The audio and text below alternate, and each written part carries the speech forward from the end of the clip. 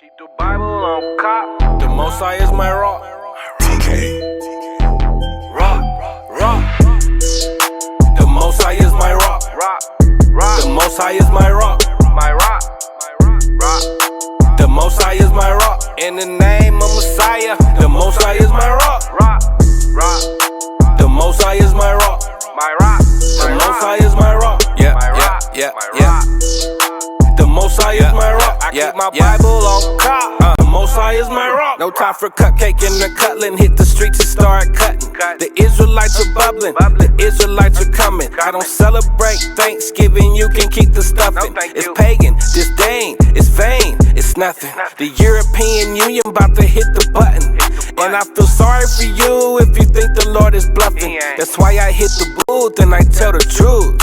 Are you fishing with the truth? Homie, where's your fruit? If the Most High is your rock, don't treat him like a side piece. Come in this truth plan and treat you like a side piece. He's the God of mercy and wrath. So do you want to fly or do you? Shalom, Israel. Shalom. Welcome to the Israelite School of Biblical History and Practical Knowledge. We're located at 8524 South Braeswood Boulevard, Houston, Texas, 77071. Our class times are Monday and Wednesday, 7 p.m. to 9 p.m., Fridays, 6 p.m. to 8 p.m., and Shabbat morning class, 10 a.m. to 2 p.m. So we go hit them streets. We have another location out in Virginia, that 2610 Granby Street, Norfolk, Virginia, 23517. Nothing. Nothing? No, I don't know. Bro, like every time someone says it different, so I'm like, It's Norfolk. Norfolk. Norfolk? Norfolk. It looks like It's nothing. Norfolk. It's nothing. You Nothing. gotta have it with a southern eastern twang. So everybody that's in Norfolk, Virginia, online, you can correct me online with the phonetic spelling. But their class times out there are Tuesday, class days, Tuesday, Thursday, and Friday, 7 p.m. to 9 p.m. We also have another location out in San Antonio, Texas. Their location is 4444 Walsham Road, Suite 201, San Antonio, Texas, 78218. And we're working on a location out in Albuquerque. We have other forms of getting this word, and staying in tune and being connected to the knowledge. You can go to Blog Talk Radio, which is hosted by Priest Mashaba at blogtalkradio.com/Mashaba.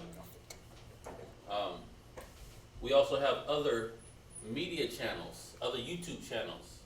5 Minutes of Wisdom, Israelite Media Corp, the new show, the Hidden Truth Bible show. You know, lots of good avenues to get a little something, get a little wisdom. You know, they're not long shows. You know, it's not like a Sabbath class or even like a regular class. They're just quick hitters. Something to keep you engaged, keep your mind focused on the word. Also, Israel, they're accepting orders.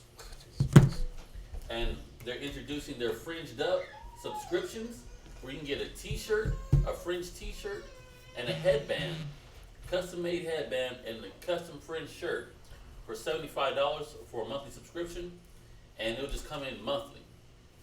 So $75, you get a monthly subscription, new shirt every month, new headband every month.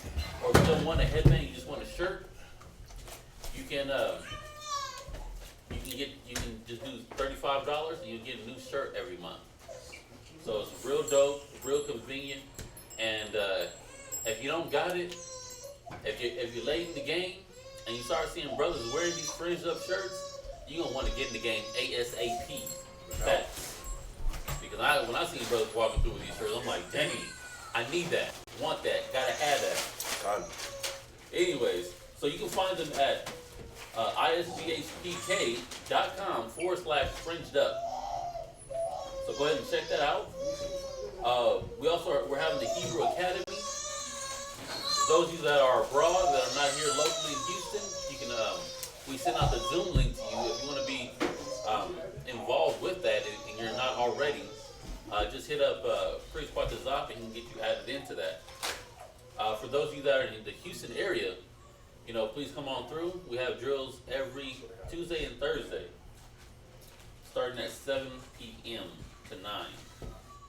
If you need to reach a priest or a teacher, you can reach Priest Kazakia at 757-300-4047. Or you can reach Priest Quatazat at 303-557-8979. And please, text only during class. We also have a business called Sweet Ambiance. We can get your aromatherapeutic oils, your fragrant body oils, cologne fragrances, and perfume fragrances. We got bath salts, soaps, you name it. When it comes to smelling good, we got you covered. All 360, all the way around. Full circumference. So hit us up, and it also helps support the school.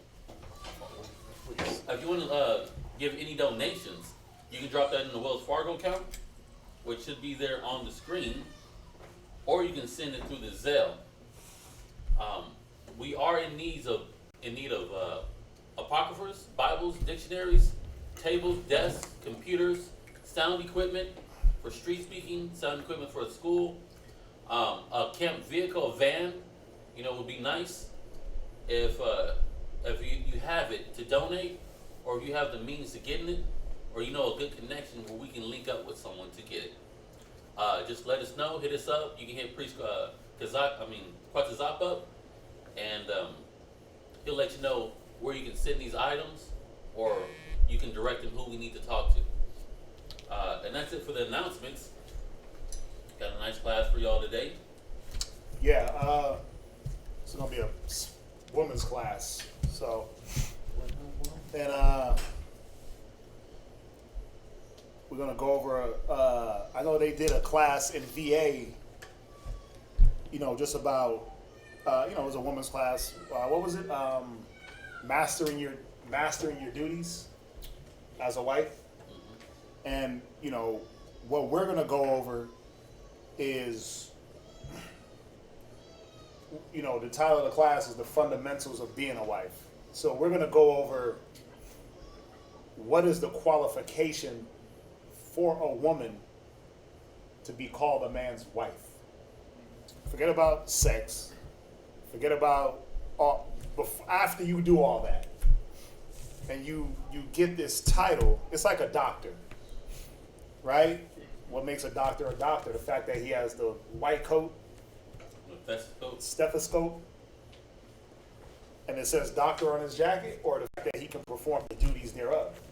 And the world has taught us that the way to go about everything is different than the way the scriptures have taught us, right? So one of the first scriptures I want to go to, let's go to, I don't want to do a lot of talking. I don't want to talk a lot. Go to Psalms real quick, though. I do want to start at Psalms 82:5. And we pulled this Monday, but it's a good scripture. It's a good scripture when you're dealing with these type of topics that we're going to go through, because, just like Monday, we were talking about getting certain things, and then there had to be a changing of your mind of how these things operated in this new arena and realm. The world tells you, you women, from the time you're a little girl, they tell you that you get a man, right? You get married, white dress, big wedding, wedding cake, 50 stories tall. Oh yeah. Right? 15 tier wedding cake. You get a white dress, doves floating all over the place. They teach you about the extravagance. It's your day. Yeah, it's your day. They groom you from a little girl all the way up, and they groom you with quinceañeras. They groom you with sweet 16s, proms. They groom you with these things into this wedding day, to believe that it's okay to be a bridezilla, right? Then they also, while they're grooming you for this day, they're grooming your mind of when you do get your man, the way it's supposed to be. Yeah. Right? Happy wife, happy life. Right? And that's been passed down from generation to generation. Right. Since the time that we've been conquered. So we feel like that's how it's supposed to be. That's how it's supposed to work. You know, I'm not anything. I'm not somebody if it ain't going like this. My life ain't 100% on point if this isn't how it's going. Right. And these are the thought processes that we've been groomed into from your birth, from your inception. Your parents, your grandparents, they hold tradition. They teach you tradition. And, you know, we operate in the tradition. And part of that mind and tradition, how the world teaches you what a wife is that you get the, how many people in here seen Al Bundy? The show Married with Children. God. And the stipulation behind that show is Al, he's the shoe salesman. He goes out, he works, he kills himself in the mall. And what does Peggy do? Peggy, the wife, she gets to sit at home.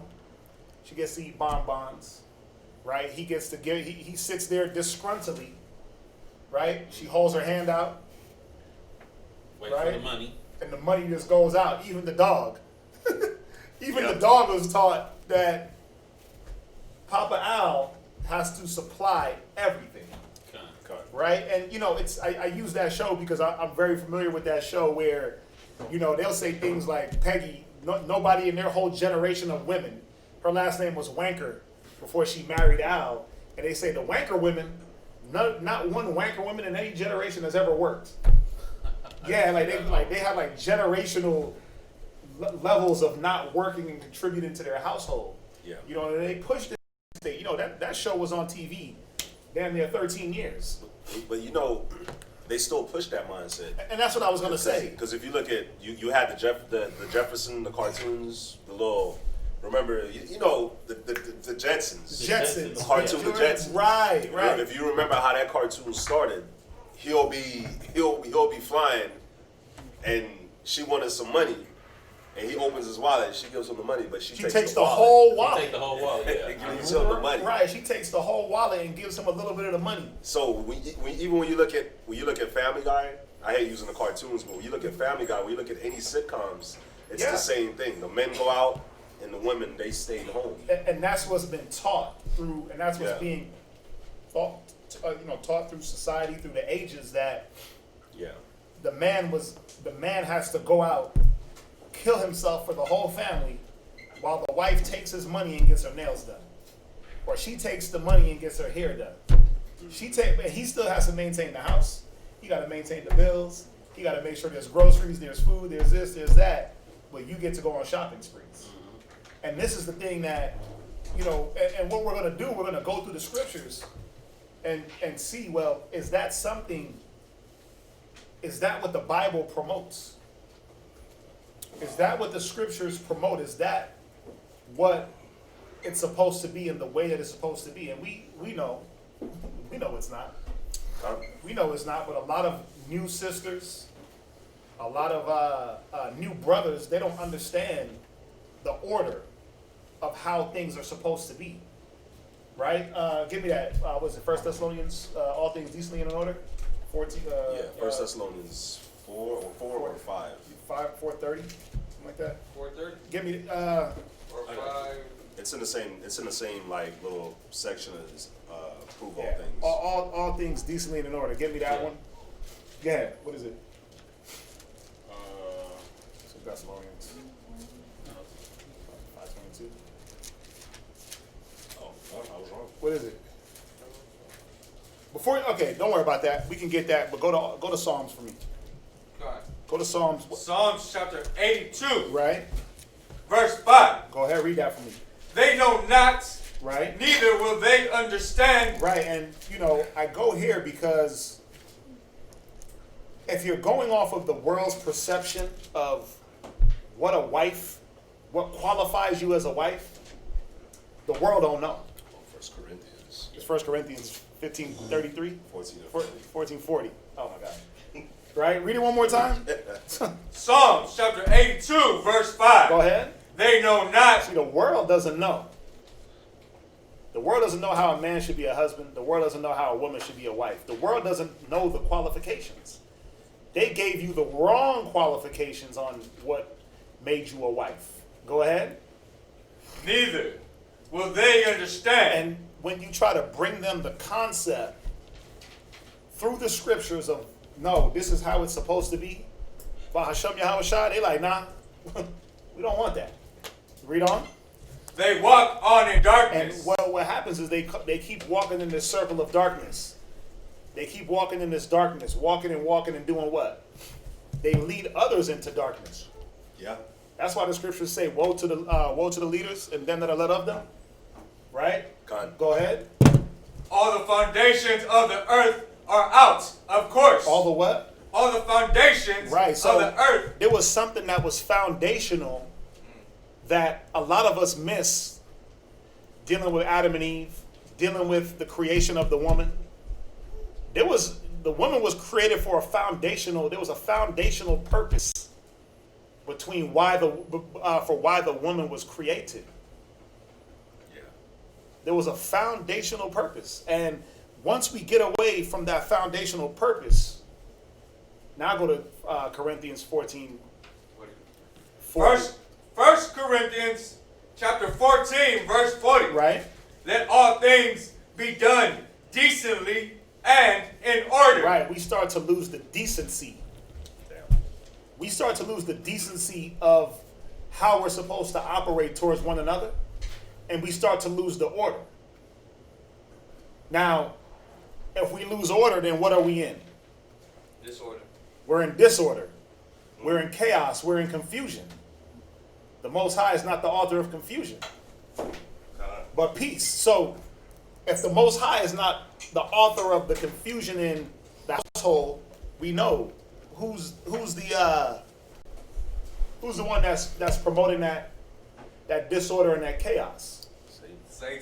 Satan. And a lot of times, man, a lot of our people, they just don't understand. They just don't know how things used to be. Now, that's what I'm going to say. Yeah. This is how things used to be. Now, we know, what are we trying to get back to? The way things used to be, right? Right. So, this is the way things used to be. The things that we're going to go over, we're going to see, wait a minute, this is how it used to be. It's supposed to be. This is how it was intended. We are not operating today in what should have been. We're operating today in what we've been fed and what we've been taught. We all know that, right? And just on that point, when you look at how, I want y'all to think about the shows that they have that run during the day. Oh yeah. For women to watch. The novellas. They're not at work. You got all the novellas. You got the Days of Our Lives. What is that Days of Our Lives called? General Hospital. All that.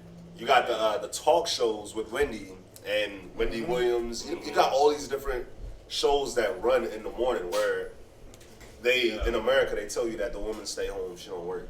Right. So while the man is at work, the woman, she stays home and she watches these shows.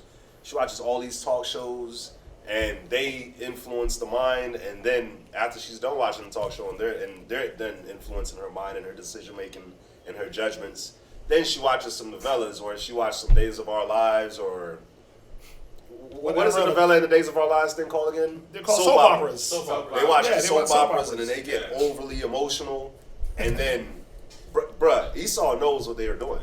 That's all I can say. And that's how they keep. That's how they keep the confusion in that. That's how they. Let me say it like this. This is how they keep you walking on in darkness. Yep. Because you're looking at what they're pushing in media. You're looking at now. Now it's all about social media. You can watch your TV shows on social media, and then one swipe, and you're looking at Kim Kardashian's life. One more swipe, and you're looking at Kanye's life, and they're keeping you in that circle. We know that. Yeah, bro. But our job, what's our job? What's our job pertaining to the Bible? What is the job of man? To be fishers of men, to go teach the ministry of the word. Right. What else? No answer is wrong. But our job is to, the scriptures say, rehearse the righteous acts. Our job is to rehearse the scriptures to the best of our ability. And, sometimes we try to rehearse the big suit. We think we got to be over spiritual. and if I'm not overly spiritual, I'm not doing it right. When all you really got to do is do things decently and in order. All you really have to do is the small little minute things that'll keep your household, that'll keep you in the right path with the Most High, with your husband. You don't have to be overly spiritual. You don't have to sit there and study for 8 hours to get it. Sometimes all it is man, just do what you were created to do. Right? So go to 1 Peter's real quick. Because there's a few things I just want to point out. I know we go to these same scriptures a lot, but there's a few things in these scriptures that I want to point out. And why certain things happen in the household. Why there's the confusion and the chaos. And why, really, in the midst of all that, you're taking away that crown of you being a wife. You're just a wife in word. Now, who wants to be a wife in word? Yeah, she's my wife, but he's like, yeah, she's my wife, but he hisses and sighs like, damn. That's what the Most High gave you? Damn.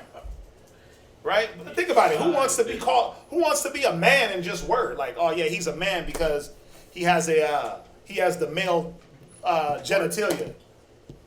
No, and then it's like, damn, this guy. No, you want to be a man in not just word, but in deed, right? Deed and in truth. You want to be a woman in deed and in truth. So let's go back and examine and re-examine what do the scriptures say about a woman that qualifies her to be a wife, and what does society say? We know they walk on in darkness. They drag you into that darkness, and they keep that confusion in your house, right? Go to 1 Peter 3:1. 1 Peter chapter 3, verse 1. Right. Likewise, ye wives, Right. be in subjection to your own husband. Do what? Be in subjection to your own husband. Go ahead. And we know that the world tells us what? Subjection is a negative. That's what the world, like that's a negative word. Subjection? Oh, and they push that big time. Oh my right God. Like humility? Slave? Yeah, they turn subjection into slavery. Like they're two different words. They're not even synonymous with each other. Right. Subjection and slavery are two different things. You know the one thing about subjection and being subject, there has to be a willingness there, right? Slavery, it don't matter how you come, you're going to come. Yeah. Whether it's willing or unwilling, you're going to be a slave. So to be truly in subject to your husband, there has to be a willingness on that woman's part. But there also has to be an understanding. What does a woman have to understand? What does she have to understand in being subject to her husband, sis?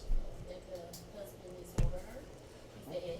Right, that he's the head, but I want y'all to focus more on the woman. What does the woman have to understand inside herself? First, who she is. She got to understand who she is, what she was created for, and that if this ain't happening, we go right back into Corinthians 14 and 40, confusion. We go right back to not doing things decently and in order. We go right back to chaos. We go right back to contention. We go right back to strife.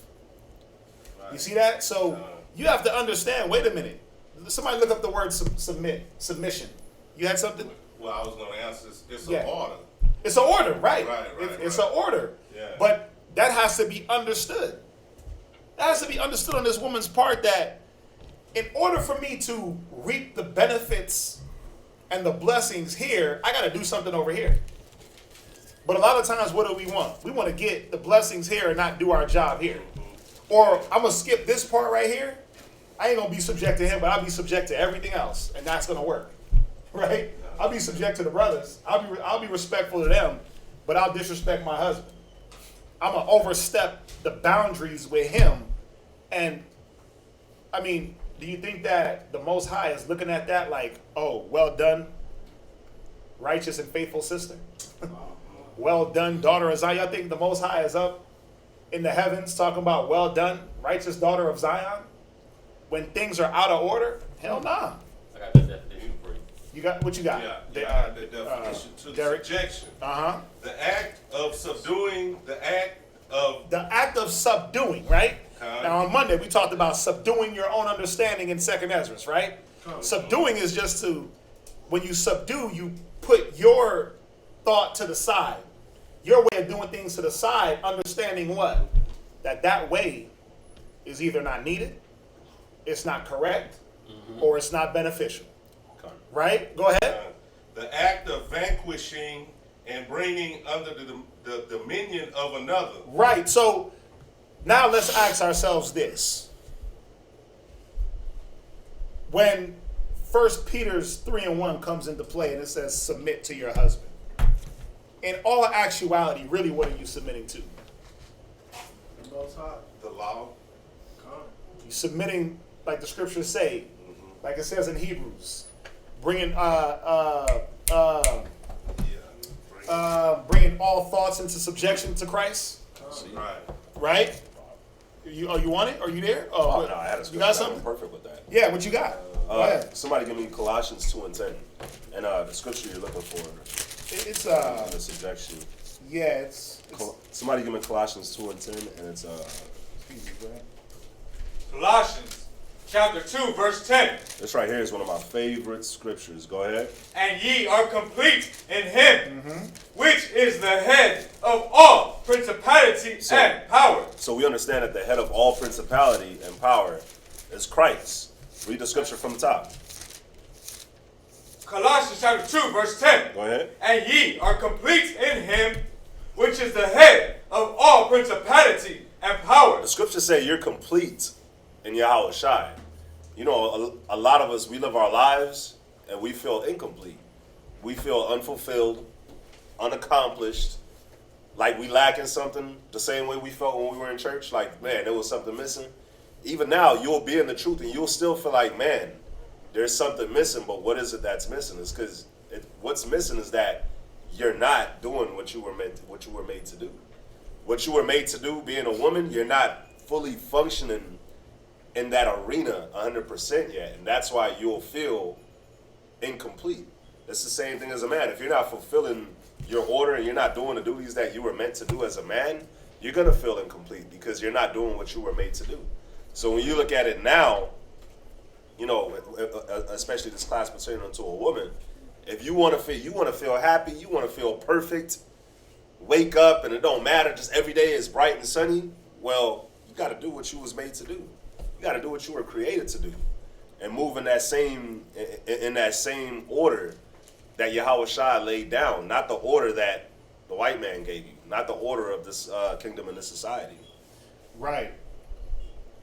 Read 1 Peter's one more time. 1 Peter chapter 3, verse 1. Yeah, that's what it is. Likewise, ye wives, be in subjection to your own husbands. Right, so subdue your thoughts. And you know the sad part, man, and I always feel bad for our sisters, and we always talk about it. The thoughts you come with don't even be your own thoughts. Yeah. You got like traditional thought. You got like handed down, regurgitated advice, regurgitated wrong ways of doing things. It's like your mom, your grandma, your aunts, your girlfriends, they'll do things completely the wrong way and sit back and see the negative results. And then they'll give you the same advice. Like it didn't work for you. Why would you give that out? Yeah, just leave him, girl. Well, how did that work out for you? Right? How did that work out for you when you just left him and now your kids ain't got no dad? Where you could have just said, you know what, let me submit and work things out. No, girl, just be emotional. No, girl, just go get with the next dude. You know, man, go have you some fun on the side. Right? Ain't that what they tell? Ain't that the advice? Ain't that the advice? Oh, you know, go test out all the cars on the lot before you commit to one. They tell y'all that. You know, going, the compatibility of sex. Like, you got to be compatible. Right? They tell you these things. It didn't work for them because they just slept around, got all the heartache and regret, all the scars. But then they give that same regurgitated nonsense out to their daughters, to their grandchildren, to their nieces. And what happens? It just keeps that cycle of darkness. You keep walking on in darkness. And then you get your husband, right? And then what? You follow the same advice. And all it is American mind state, that Egyptian, that Sodom and Gomorrah mind state. Slavery, hate the black man, hate your husband, love him when it's convenient and good for you, do for him when it's convenient for you. But if you don't like his mode and the way he's doing things, you're going to put him in the doghouse. What the hell? I got scripture. The doghouse? Where's that at? Right. Oh, you got to go sleep on the couch. See, but it's all about what? Let me take the control from the man and put the control in the woman's hand. And we all know how that goes, man. See, this is, and I'll let you come in.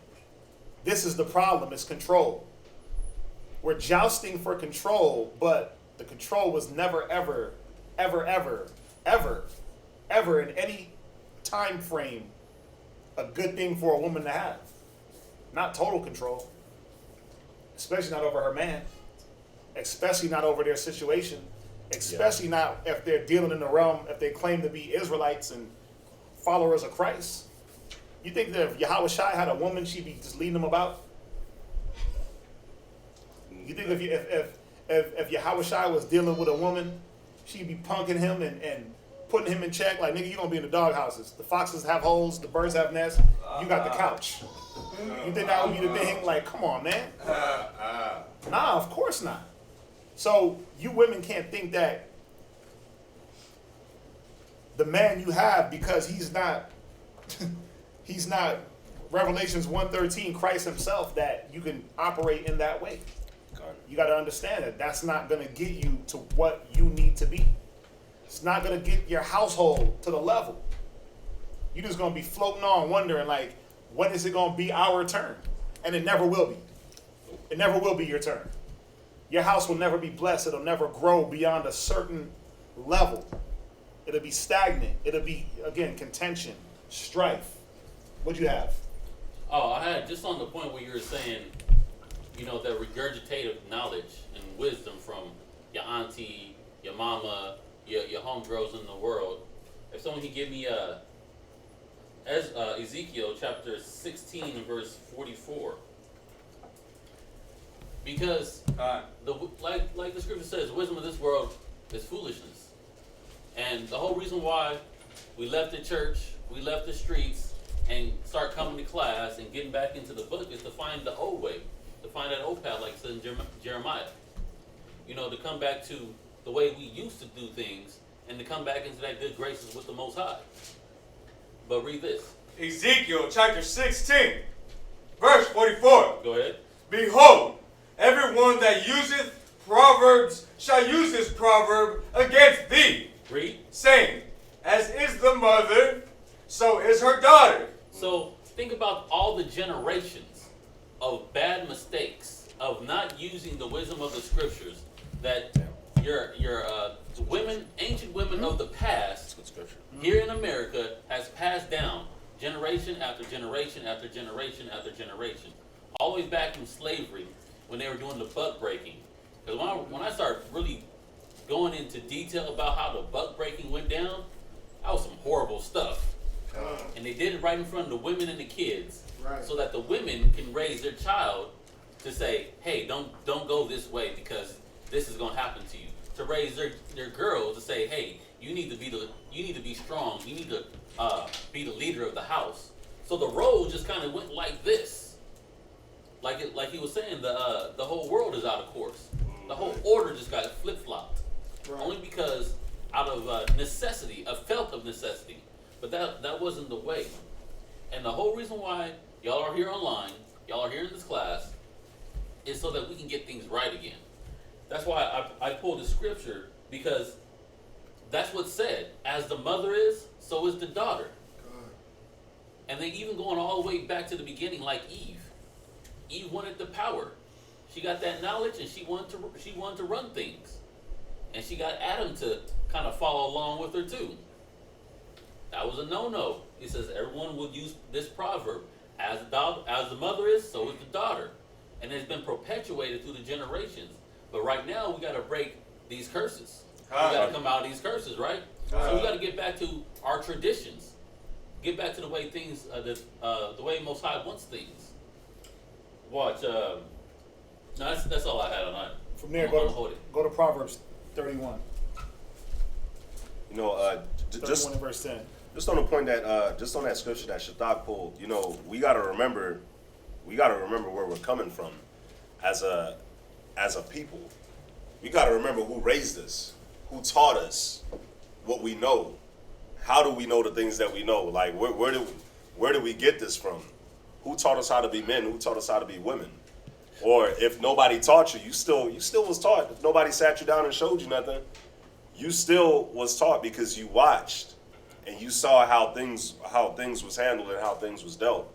So, you know, we got to remember where we're coming from. And even if you had a mother and a father in your house, it don't mean that the way it was ran was on point. That's right. Because more than likely it wasn't ran through the scriptures.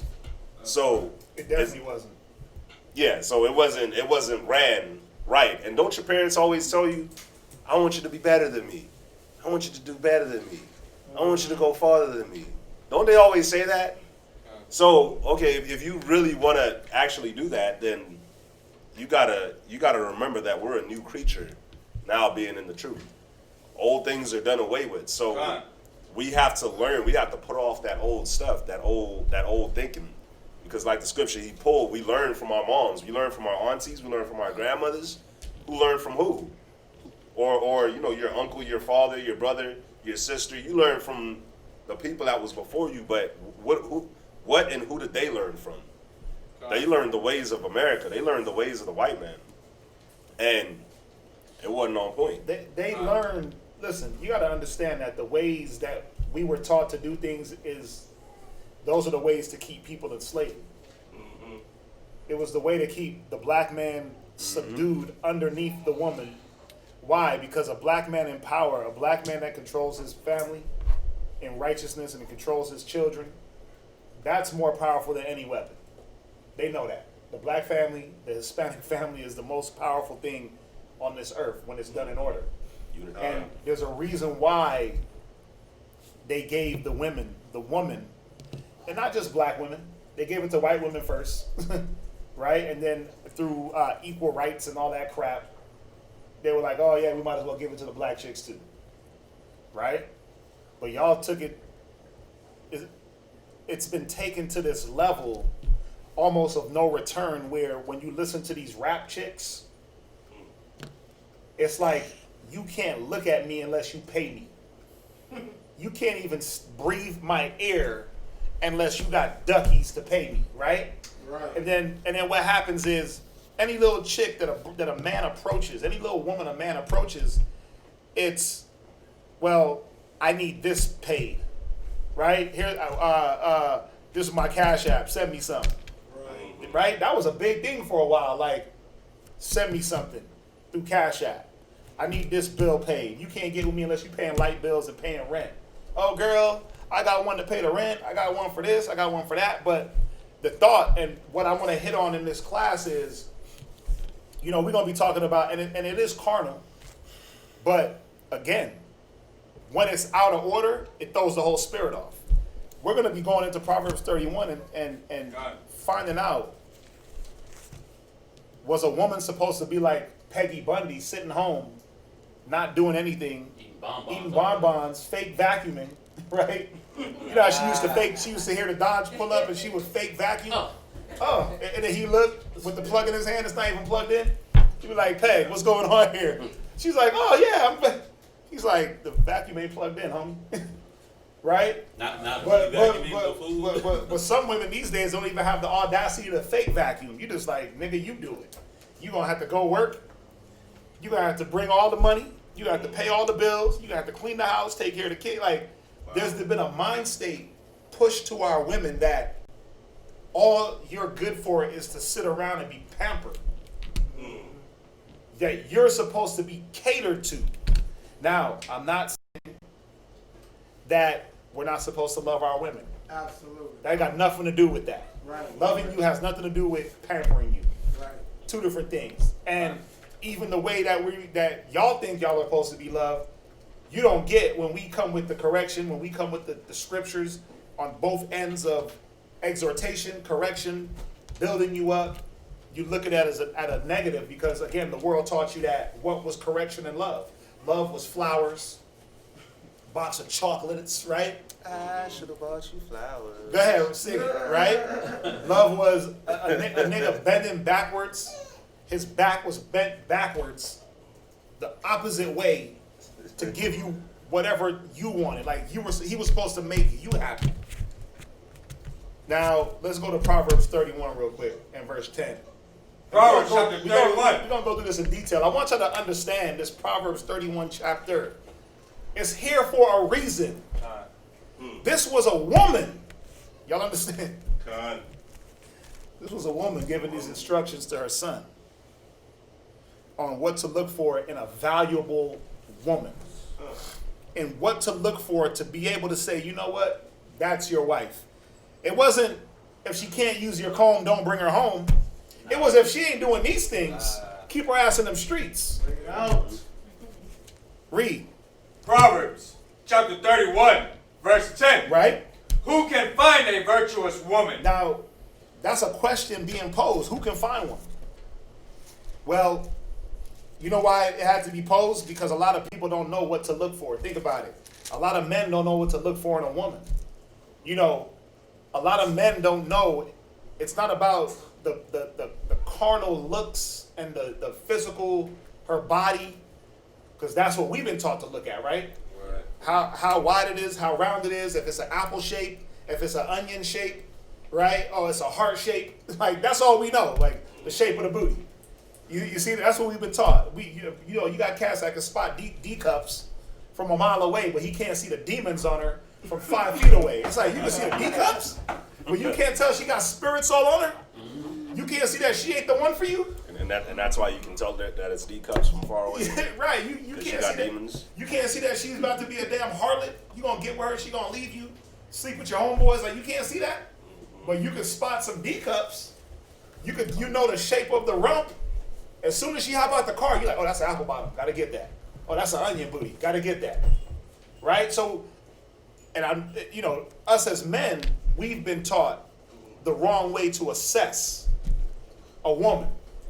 We've been taught the wrong way to assess what is needed for our lives to be better. Right. So, and again, it goes back.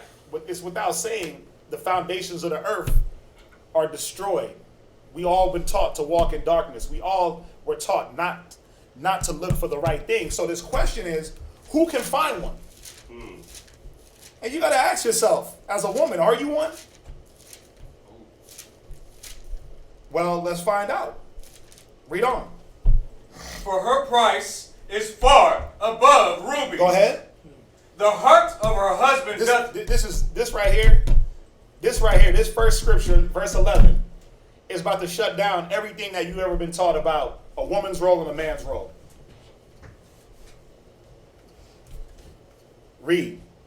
The heart of her husband doth safely trust in her. Right?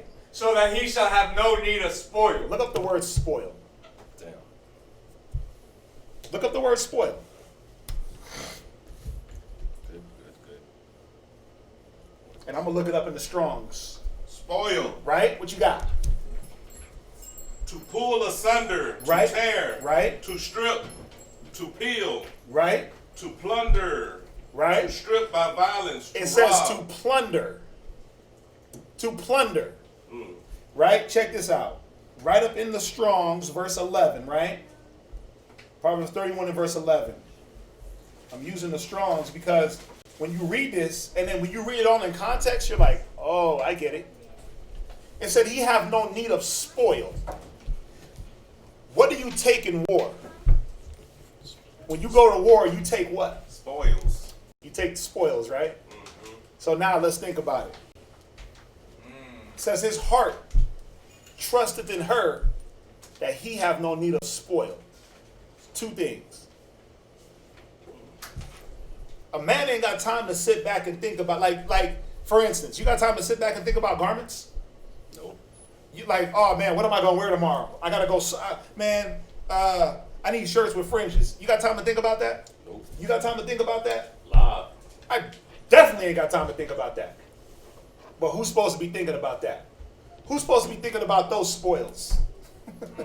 Read it one more time. I'm gonna show y'all that if you're not thinking like this, then the wife card, the title of wife, you might as well just go back to girlfriend or friend zone or Female. friend with benefits. I don't know. But if you're not doing these things, you're not a wife. It's showing you that there was a care for this man's well-being more than you were ever taught to care for a person. Kind There was a equality of anything that was that woman's was that man's. Read it one more time. Proverbs chapter 31, verse Right? 11. Right? The heart of her husband doth Right. safely trust in her, Right? so that he shall have no need of spoil. You have no need of spoil. Now, when you look up that word spoil, it means plunder, spoil, booty, prey, gain. It says, I got a good one. What you got? It says that which is gained by strength or effort. You see that? So he's not thinking a man, and as we go through, a man don't have time. A man that's caught up in teaching, counseling, trying to build a nation. He don't got time to worry about his garments. He don't got time to, it shouldn't kick into his mind that, damn, when I get home, am I going to be starving? Right. I'm starving now, but when I get there, am I going to still be starving? These things shouldn't pop in a man's mind. Like, damn, is the rent paid? Wow. Wait a minute, is the car paid? Wait a minute, is this paid? Wait a minute, is that paid? Like the things of the house, like is the things of the house not handled? Right, Like did the bills get paid? right. Did this get taken care of? That get taken care of? Like that's not. That's not his arena. Yeah. Now, we know that through all the folly of our nation and the fall and going through and roles being flipped, you know, now you got to go home as a man. You got to go to work. You got to deal with your kids. You got to clean up the house sometimes. You have to, and I'm not saying there's anything wrong with a man helping and being an assistance to your wife. Ain't nothing wrong with a man washing a dish or two. Ain't nothing wrong with a man. I cook dinner sometimes. I mean, ain't nothing wrong with it. But you have this perception out there that, no, I'm going to sit back and you're going to do it all the time. No, you're gonna bring home the money. You're going to have to bring home the food. You're going to have to bring home the spirit. You're going to have to bring home just everything while I reap the benefits. While I just sit back and just get filled up. Read it one more time. Proverbs chapter 31, verse 11. Right? The heart of her husband doth safely trust in her. He's already trusting in her that she got these things handled. I'm trusting that when I get home, I'm not going to have to starve for the next 30, 40 minutes making my own meal. I'm already starving. Especially when you've been home. Right. Especially what? When you've been home. When the wife has already been home all day. Yeah. Because that's one of the worst things. When you've been home all day, she's been home all day, and you pull up and ain't nothing smoking. You walk you walk in the house and you smells like air freshener. What the hell's going on in here? Oh, no. It don't even smell like air freshener. It smells like dirty dishes. Damn, well, if you can smell those from the front door, there's a problem. It smell like dirty dishes. It smell like the sink, the the disposal. Kind. Like, Damn. what's been going on here? Like, Nothing. I mean, Ain't no soaps being busted, no suds being busted, nothing. kind. Yeah, What's been the activities of the past 24 hours that I've been out of the house? I'm worn out, spirit depleted. I'm coming home like I feel like Superman going to the Fortress of Solitude. I want to get rejuvenated at home. And you trust that when you go to that fortress, that there's going to be a rejuvenation. Right. That's the trust that a man has put. This is the trust that we give our women. Now, that's a big duty. You know, some of us, we got, as men, we have high standards. Some have higher standards than others. Some are like, no, they're just happy to get a meal. Some are like, no, if you're going to cook me something, it got to be cooked to like this. If you're going to make me something, it got to be done like this. Us as men, like I said, some are a little bit more easygoing. Some are a little bit more bougie and high maintenance. I like to try to ride that middle zone where, huh? Yeah, I try to ride that zone where I'm not too overbearing, but I'm not going to let you just be mediocre. Because even in that, That's right. but this man's heart is trusting that when it comes to the spoil, you got that. That way he's not spoiled. He ain't breaking down. No man should go home. No man should go home. And he been out working, doing whatever he's doing, and you're there, and where's it at? I don't smell the oven on. You can smell certain smells. You're like, oh, that's food cooking. You just get hyped. You walk in and it just smell like the dog. Wow. Damn. Smell like fish. Yeah, it just smell like the fish tank. You're like, damn, okay, you didn't do nothing. You start losing that trust as a woman. But see, if you're not doing these things, then that wife zone, you're slowly sliding yourself out of that. But that's one part, the spoil. That was your first and foremost job, right? Now, again, we've been taught that, man, it's crazy. I got so many friends that I know from like high school, and they all, women, they just wanted to be I just want a man to take care of me. I just want to be a housewife. Why? Because it was easy. I want to be kept. I want to be kept, right? Con, I remember soccer mom.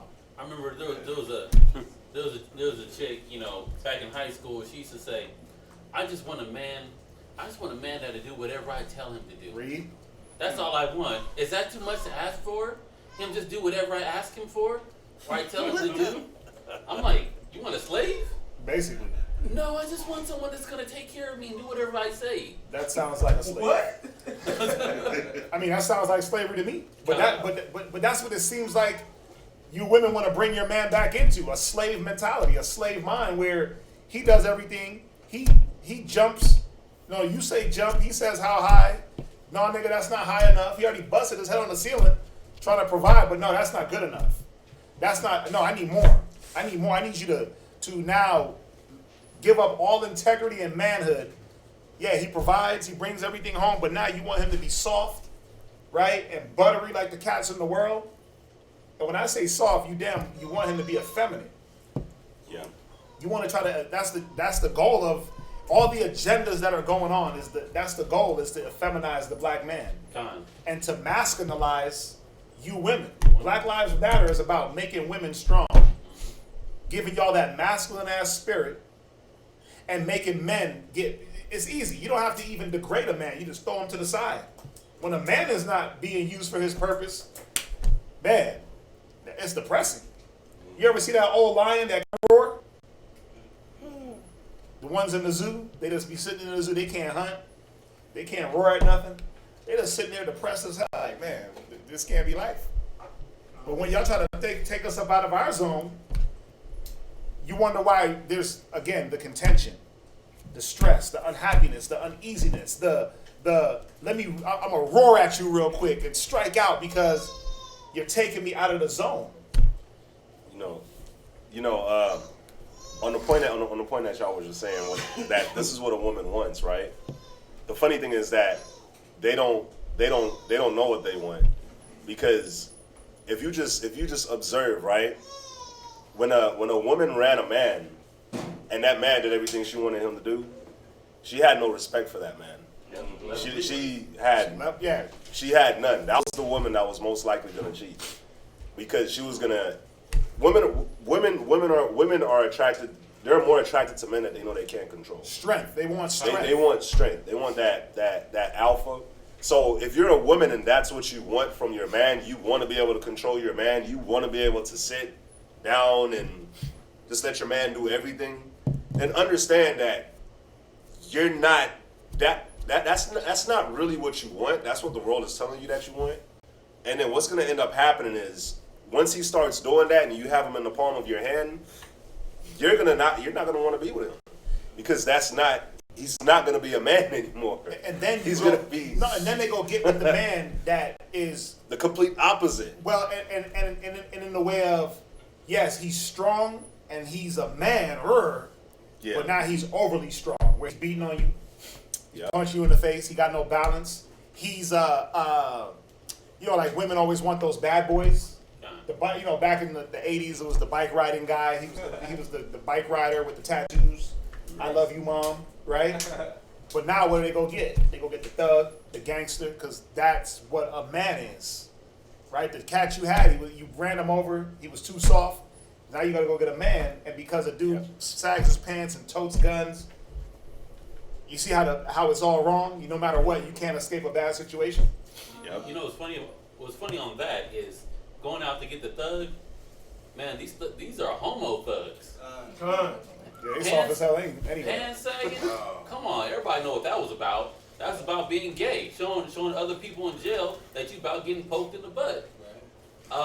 And not only that, you get on these social media sites, you seeing chicks finding out because they got that the real nigga, they got a real nigga, gangster nigga, but they find out that they gangster nigga is sleeping around with a tranny. Mm-hmm. Come on. Man, there was a big video on social media today about that.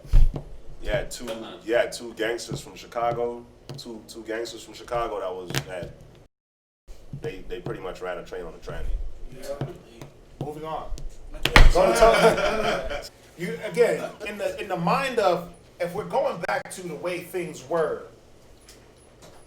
back in our history and in the ancient days, we got to examine and say, well, what was a man doing? What were men doing? What was a husband doing? I know some of y'all are thinking like, so I got to do everything, nigga, and he ain't got to do nothing? No, I'm not saying that either.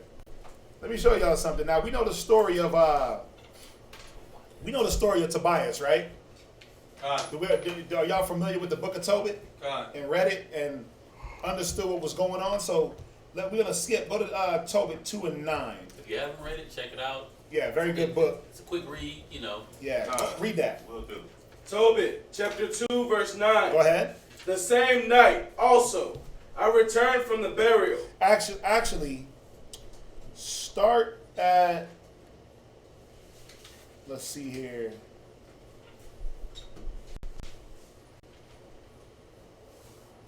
That's for myself. Yeah, read on. Go ahead. And slept by the wall of my courtyard. Right. Being polluted. Right. So what Tobias was doing was he was going out and burying the dead of Israel. Right.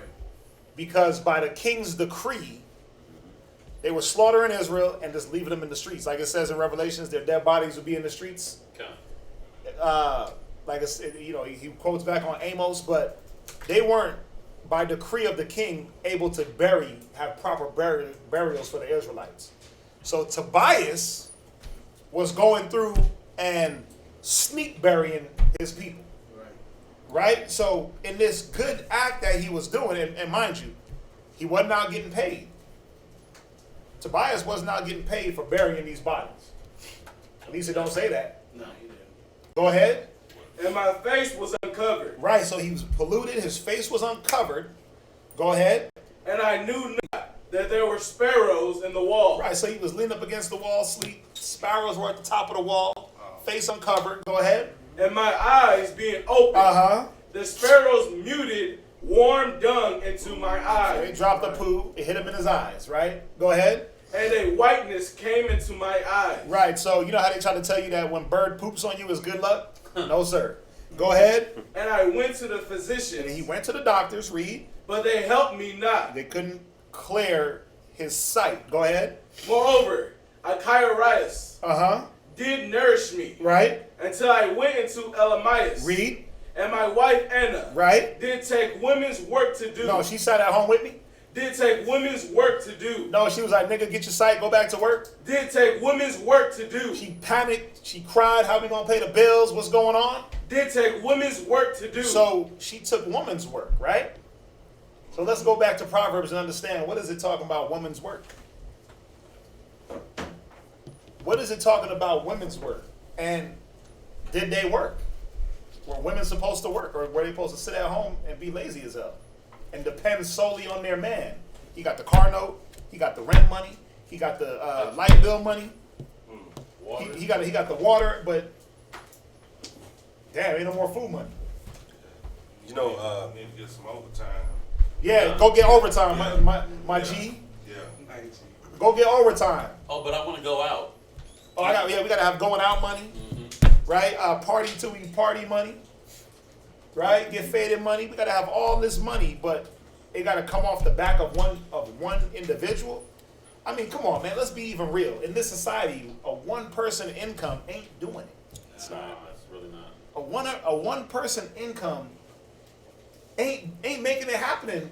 It's not making it happen here when the inflation rate and gas prices and electricity prices and food. So what makes you think that it's all supposed to be on just one individual? Even with the man. Even with the man, the scriptures say a woman that maintaineth her man is full of impudence and anger. So we know that a woman wasn't supposed to just solely be the maintenance of her husband, meaning she got to bring every single inkling of monetary gain to the house. That's wrong also, right? That's wrong also. There was supposed to be what? Supposed to be balance and equality, right? Go to Tobit 8:6. Tobit, chapter 8, verse 6. Right? Thou madest Adam. Right? And gavest him Eve. Right? His wife for an helper. Now remember one thing. Adam was there. Eve was created to be the helper. This is what we always got to go back to, these fundamental. The fundamental is you're the help. Right? You're the help. Not in the sense of slavery. Not in the sense of you don't get no benefit from being the help. Because in helping your husband, aren't you helping your house? A wise woman does what? A wise woman does what, sis? A wise woman build up her house. A foolish woman does what? With what? With her own hands. Those hands of idleness. So if a wise woman is building her house, a wise woman is going to sit back and say, wait a minute. How can I be a benefit? An asset? How can I add to this situation? It's no longer an I, it's a we. Yeah. You know what would be killing me? I hate America. Man, Jesus. You know what be killing me about this place? How they do certain things, like, one of my pet peeves that I see. And what's funny about it is it's a mind state even behind this. Hyphenated last names. Oh, my bad. No, but she didn't do that on purpose. Yeah. That was done through her parents. Yeah. But you see the women with the hyphenated last names, what are they showing that they don't want to do? They go up their own name. They don't want to. Is it just about a name? No. It's powerful. Yeah. It's the idea that I have to fully give in to this man. Right. So I got to hold on to something. Right? So instead of being called by his name, like the scriptures say, I'm going to be called by his name and my name. Y'all don't understand the mentality. Y'all got to go talk to them chicks with hyphenated last names. You be like, oh, damn. Oh, you see this why chick. then, huh? Yeah, you talk to her, and then you be like, oh, you run your man. I see that. Because no man in this right damn mind is going to be like, yeah, babe, go ahead and keep your name. The whole point was to take on his name. Yeah. Right. The whole point was for her to lose that identity and take on us, right? Wasn't that, it said a man should leave his mother and his father and cling to his wife, and they twain twain become one. How are you one? And I know it's you're like, Dad, but that's carnal as hell. This is a last name. There's a mind state behind it. I know a lot of women. I got some family members with hyphenated last names, and I'm like, yeah, I see it. see it. I know why now. I know why he let you keep that. Because he didn't have no choice. he didn't have no choice. He had no say in the matter. Wow. Yeah. It was like, nah, nigga, I'm keeping my name. There was, what is it showing that this level of pride? Right. It's pride, right? But all that's in the world, the lust of the eyes, the pride of life. They taking more pride in the damn last name than saying, you know what, let me take pride in being able to submit wholeheartedly to a man and do my function. I know it sounds petty, but it's not. It's really in the same league of a woman wearing pants. Right. It's a mind state Right. first before anything. That hyphenated name, trust me, go get them chicks with hyphenated names. You'll be like, Whoa. what the hell? This chick is a damn brute. And I haven't seen the man take his wife's name. What? Oh yeah, that And happens he- too. Oh, bro. Yeah. And end the conversation there. We're done. That's wild. Right? But think about it. Beyonce Knowles Carter. That's her name. Con. Beyonce Knowles Carter. But look at her demeanor. The way she carries herself. All these little actresses. Yeah, Holly Kim- Robinson Pete. Holly Robinson Pete. Right. She Yeah. married Rodney Pete. She was all aggressive and just... Now I see why Mike Tyson was having to put hands on her. But, not saying that it was justified. But you get it. Where they have this stigma about them that, nigga, I'm in control. Kim Kardashian West. Still got Kris Kardashian. Kris Kardashian. Oh no, it's Kris Jenner. It's Kris Jenner. Yeah, is she still Jenner? Still a Jenner. Yeah. But Kim Kardashian West. Look at the way she operates. Look at the way he operates. And I know I'm talking about celebrities, but I got some family. I got a few family members that they ain't gave up their last name. Women. They're like, nope, I'm gonna still be the last name because they put more weight on that than they actually put even the relationship. Right? So where we at? It's so many little things that when you start putting the pieces together that they be giving y'all women, you can see why it says a woman shall compass a man. Because they give you every little opportunity to never ever fully take on your responsibility as a woman. They give you every out. They give you every out, every justification, every way not to submit. Now this is the thing. Do you have to take it? No. You don't have to take it. You don't have to take the bait. You don't have to take the cheese, man. It's a trap. But again, they know not, they walk on in darkness. The foundations of the earth are out of course.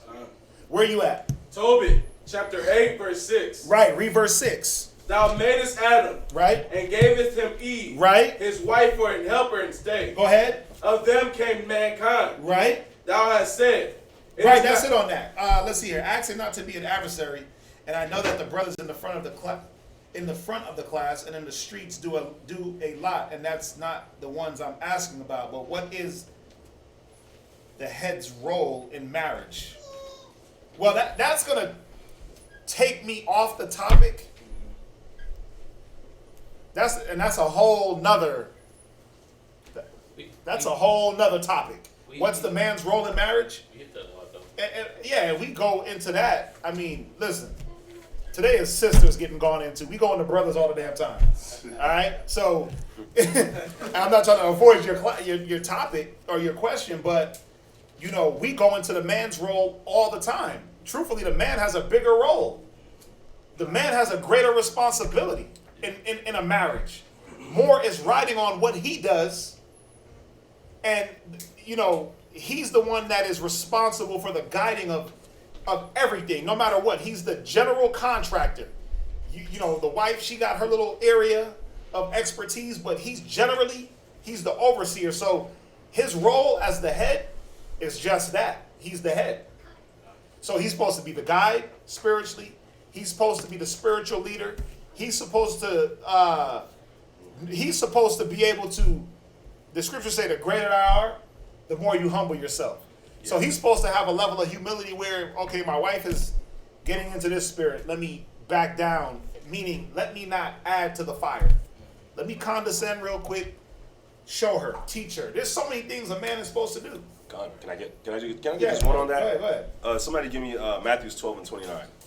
Just one on that. Like he said, it's so much that goes into the role of a man, right? The role of a husband, if he's really trying to be that. The role of a pimp is easy. Yeah. The role of a nigga with a bunch of scriptures trying to get women, that's easy. Hit it and quit it.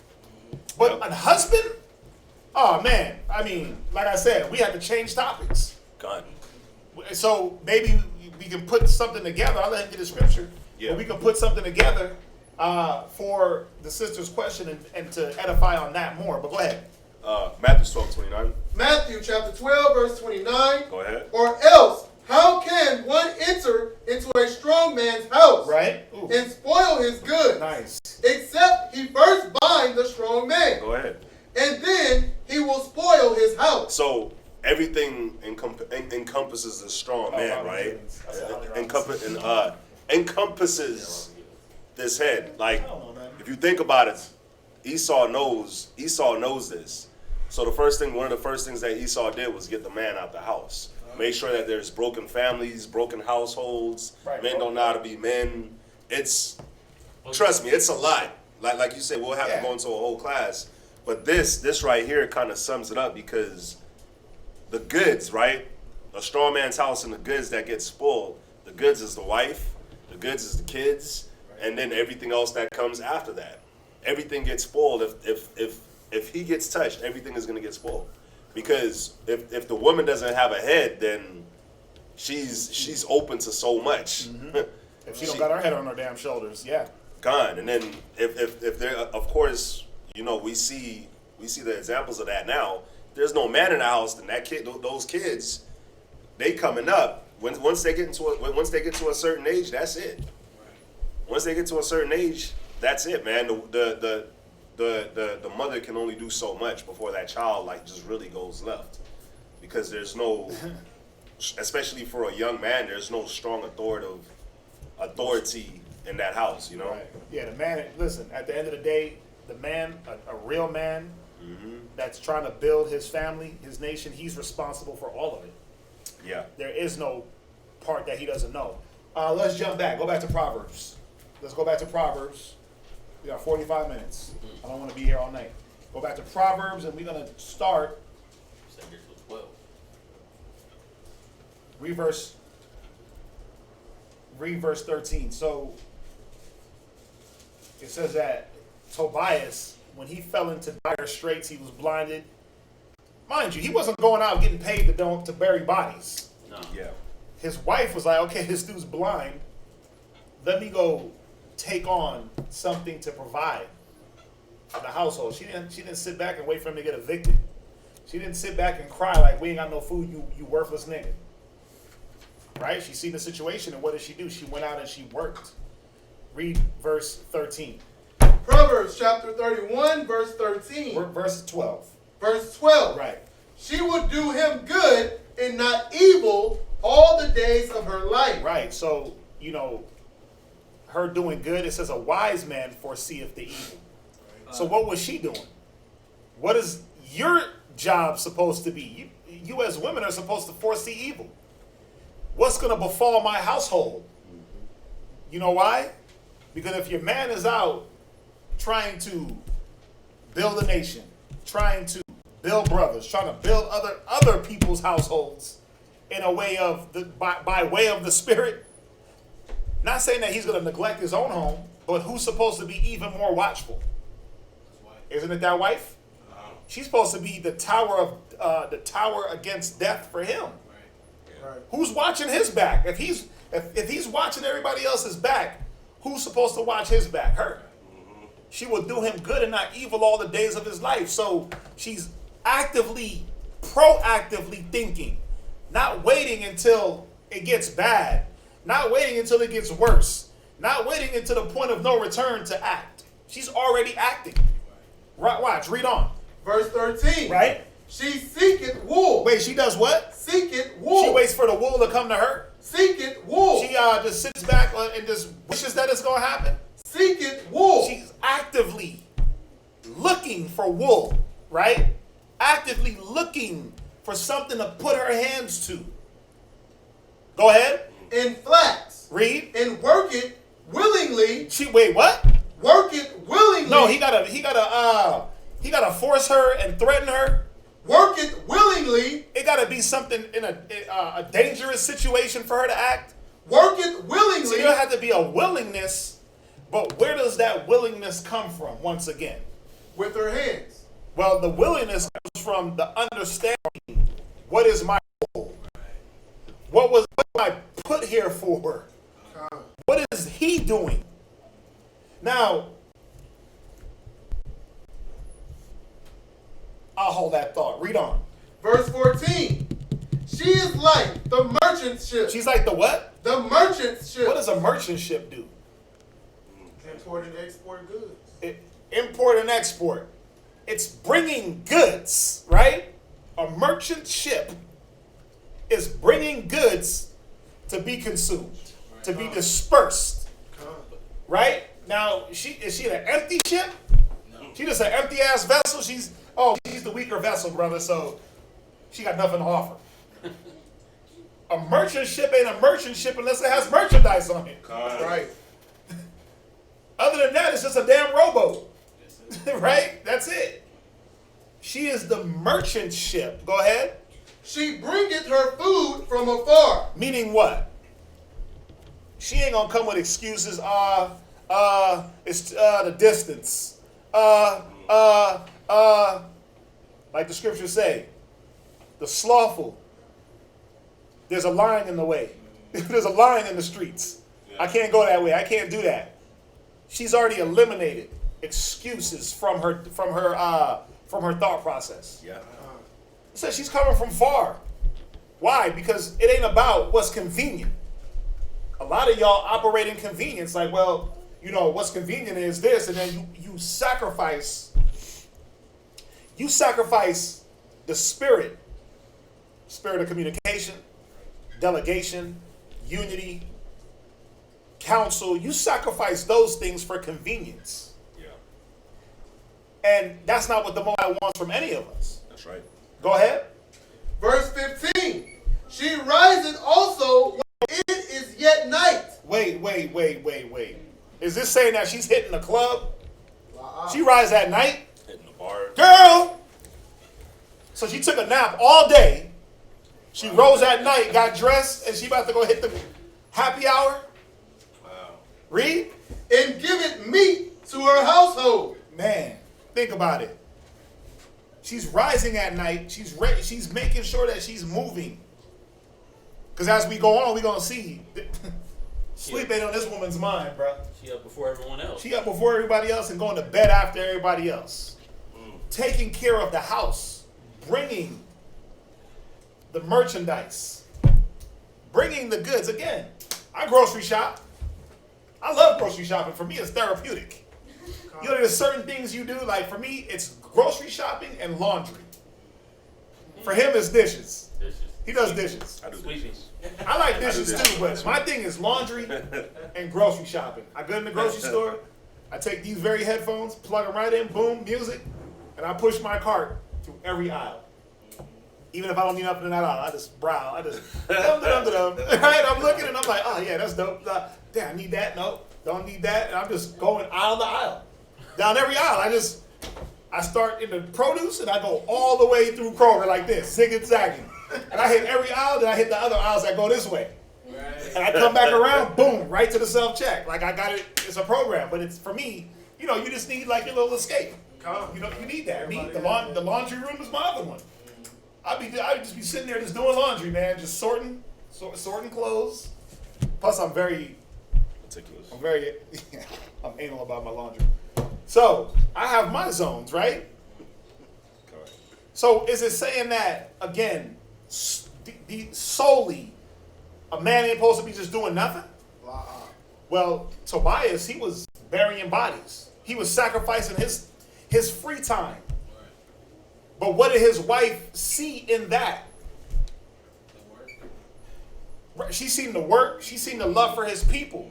She didn't sit back and say, oh, nigga, all you do is study. You don't never give me no time. All you doing is burying them dead bodies. Them niggas is dead. Let their family do it. She didn't come with that. How do you know? Because when it was time for her to act, she acted. How come someone else can't do that? Why you gotta be the only one burying bodies? Why you gotta be the one? Why it always gotta be you giving rides? Right? Why you always gotta sacrifice? Why you? But it's not only you. We know we read about Tobias. He's the highlight of the story. There was other men burying them bodies. We just didn't read about them. But we know that it was happening.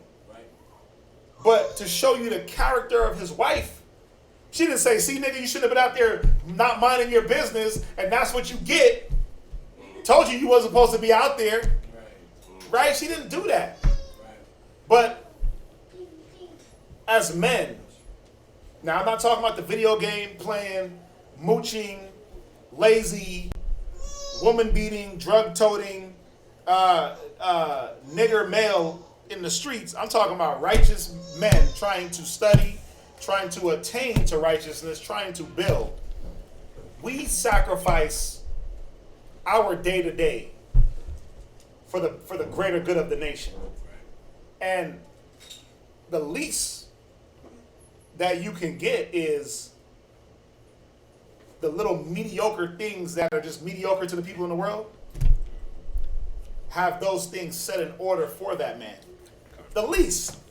You don't have to, hey, good job, babe. You went and saved the nation today. You went and taught a great class. We ain't looking for all that. No. You know what we're looking for after you teach that great class? How do I get my belly filled? Because it's whack. It's whack when you have to pull up to the Whataburger every other class because you know in your mind that, hey, when I go home, it's going to smell like air. Or mac and cheese and Pop-Tarts. Mac cheese and no, macaroni and cheese and Hot Pockets. I'm like, Pop-Tart. You ruined my line, huh? You gotta use a new one that Karatazar came with. What was it? The corn and the hot dogs boiling in the corn. Corn dogs. Corn dogs. Corn dogs. So when you walking in the house smells like hot dog water, you know, I should have stopped at the damn burrito truck. God. That should not be your man's thought. Like, damn, I knew I should have went to Whataburger on the way home because.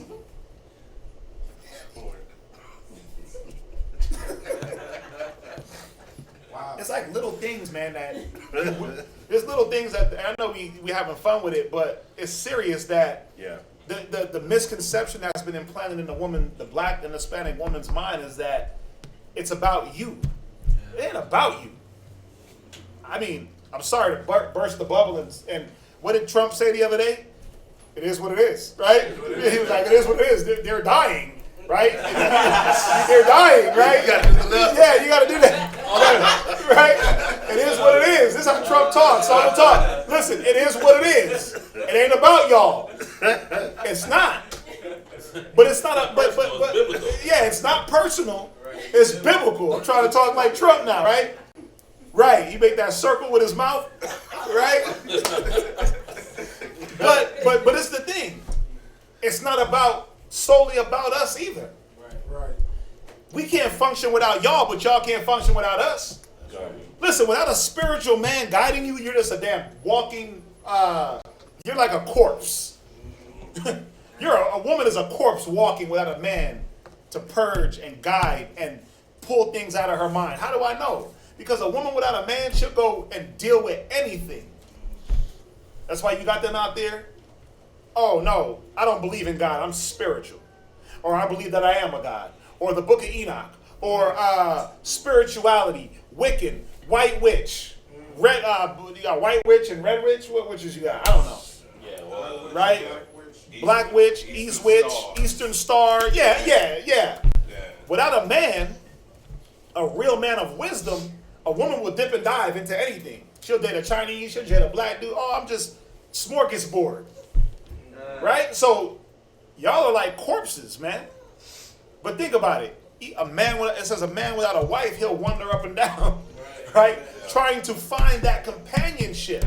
So there's a hand-in-hand operation that needs to happen, but what happens when the man is trying to fulfill that role and you're just like, well, I'm not going to fulfill mine?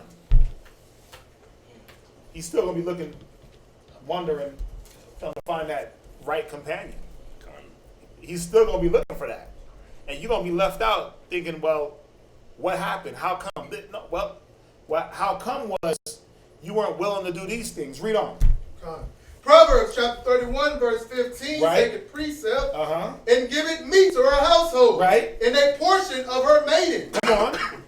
Verse 16, she considered it. Now, how can this woman consider a field? How can you consider anything? That's like, she consider if the $3,000 pumps. You considering buying those, right? You got to have money. You got to have a means of attaining that, right? Okay. Go ahead. And buyeth it with the fruit of her hand. What was the point of buying this field? What is it showing about this woman? A field ain't nothing. But she's looking at the vision. That's right. Damn, I'm going to take this field. And you know what we're going to do? I can do so much with it. Yeah, I could put we're going to put the house there. We're going to have a little fruit thing here. We're going to have a little area for the kids here. We're going to have the things for the animals there. She's more, she's concerned with the growth of her house. It ain't about, oh, well, I'm going to wait for him to do it. Oh, well, it's all contingent on what he's doing. Meaning, I'm going to pass the buck on to him, and I'm just going to ride the wave of his success. He ain't got time to consider a field. I know I don't. I don't got time to consider the field. I'll look at the field like, oh yeah, go ahead, babe. That's a good field. Right? Did you look at it? Did you test the soil? Yeah? Can we grow things? Is things growing? Can you ready to take on that burden? A field is a burden. Think about it. You get a field, it's a burden. You have to do what? Till it. Till it. De-weed, cultivate. Then you got to be patient enough to see the fruits of your labor. So what is it showing about this woman's character? She has foresight. She has patience. She's considering, right? But did she just go out and just go grab herself a field? Like, nigga, that's my field. No, more than likely this type of woman went to her husband and said, hey, babe, seen this field, you know, it'd be good for what we want to do. And here's why. And here's why. So she's counseling, she's talking to her husband. She's not just making ill-advised moves. Right. She ain't just changing things at the last minute for her convenience or just to get things done. Read. With the fruit of her hands, she planted a vineyard. With the what? With the fruit of her hands, she planted a vineyard. Right, so she's about, let me work with my hands. No, I'm going to buy a field and I'm going to get some slaves. Husband, you ready? Well, hold on. Hubby is off doing what he got to do. You know, you got those women that they undertake something and they expect another person to do it for them. Yeah. It's like, wait a minute, this wasn't my idea. This wasn't my plan. This is what you wanted to do. But see, when we're both in the same mind and same judgment with things, when she undertakes it, she understands that this is her thing to do. She can't pass the buck on to the next person. She can't come with excuses. Well, what I had thought, you told me to do it. See, I knew I should. Like, all that extra talk, nah. All that extra talk. That's all it is, right? It's just a bunch of steam blowing out of a hole. That's right. Go ahead. Verse 17. She girded her loins. Wait, what? She girded her loins. So, but she's the weaker vessel. She girded her loins. She does what? Girded her loins. Meaning what? With strength. Meaning what? What does it mean she girded her loins? She got ready. I want the sisters to answer. We know. What does it mean, girded her loins?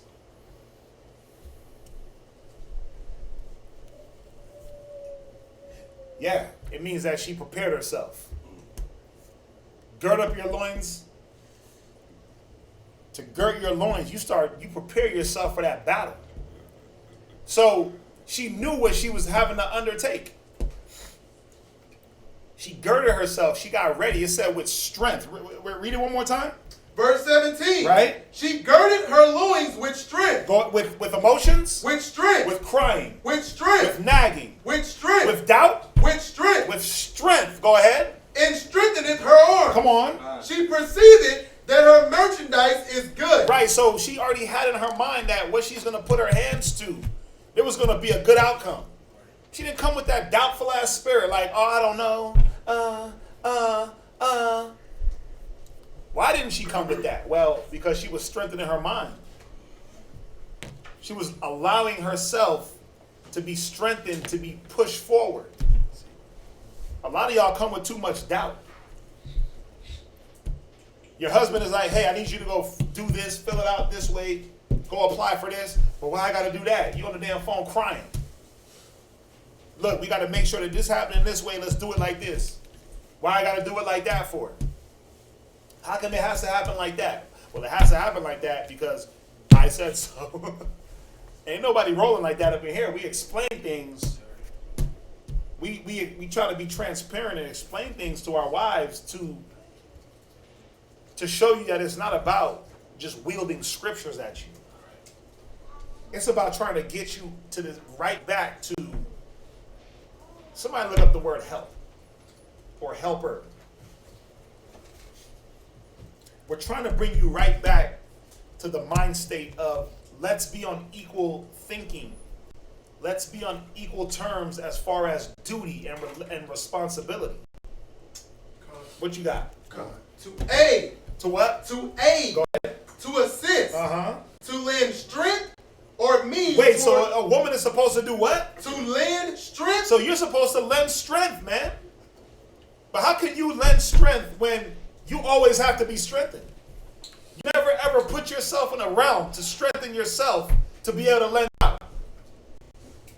The only time you're strong is in pride, or in rebuttals, or in answering back, or in doubt, or in, I don't think that's going to work like that.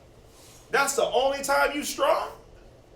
You know, it's like they're strong in, like you said, the doubt, to challenge the husband's decisions. Ooh. It's like, hey, babe, this is what's good for our household. Right. Let's progress. Let's step up to the next level. Kind of like when you using that example the other day, pulling that dead weight. They instead of pulling the dead weight, she's supposed to be like, hey, let's move together. But when the escalation and the exhortation is being dropped for us as a family, as a unit, to grow in the spirit and in our household. That's right. It's being pulled back. Why? Question. How come this? How come that? Why we gotta do it like that? How come things are always done your way? How come it's not done my way? Well, there's a couple of reasons. One, we're not brute beasts up here. We're men of wisdom. Any brother that's working and operating off of these scriptures is operating off of wisdom. Okay. So we'll hear an idea out. Okay, you know what? But look, think about this. This is better than what you just came with. Not just because it's better, because I'm the man and I dropped the idea, because it works out better for all of us. Right. It's you not. You didn't see the different variables. You didn't look at the pros and the cons. Con. It's like when she considered that field. It says she considered the field, right? Right. But the consideration was, is it worth it? The pros and the cons. Let me consider. Let me make sure that this is going to be beneficial for us. She didn't just be presumptuous and just, oh, I got me a field, homie. I got me a car. I made a decision. Right. But I had to make a decision. It was spur of the moment. No.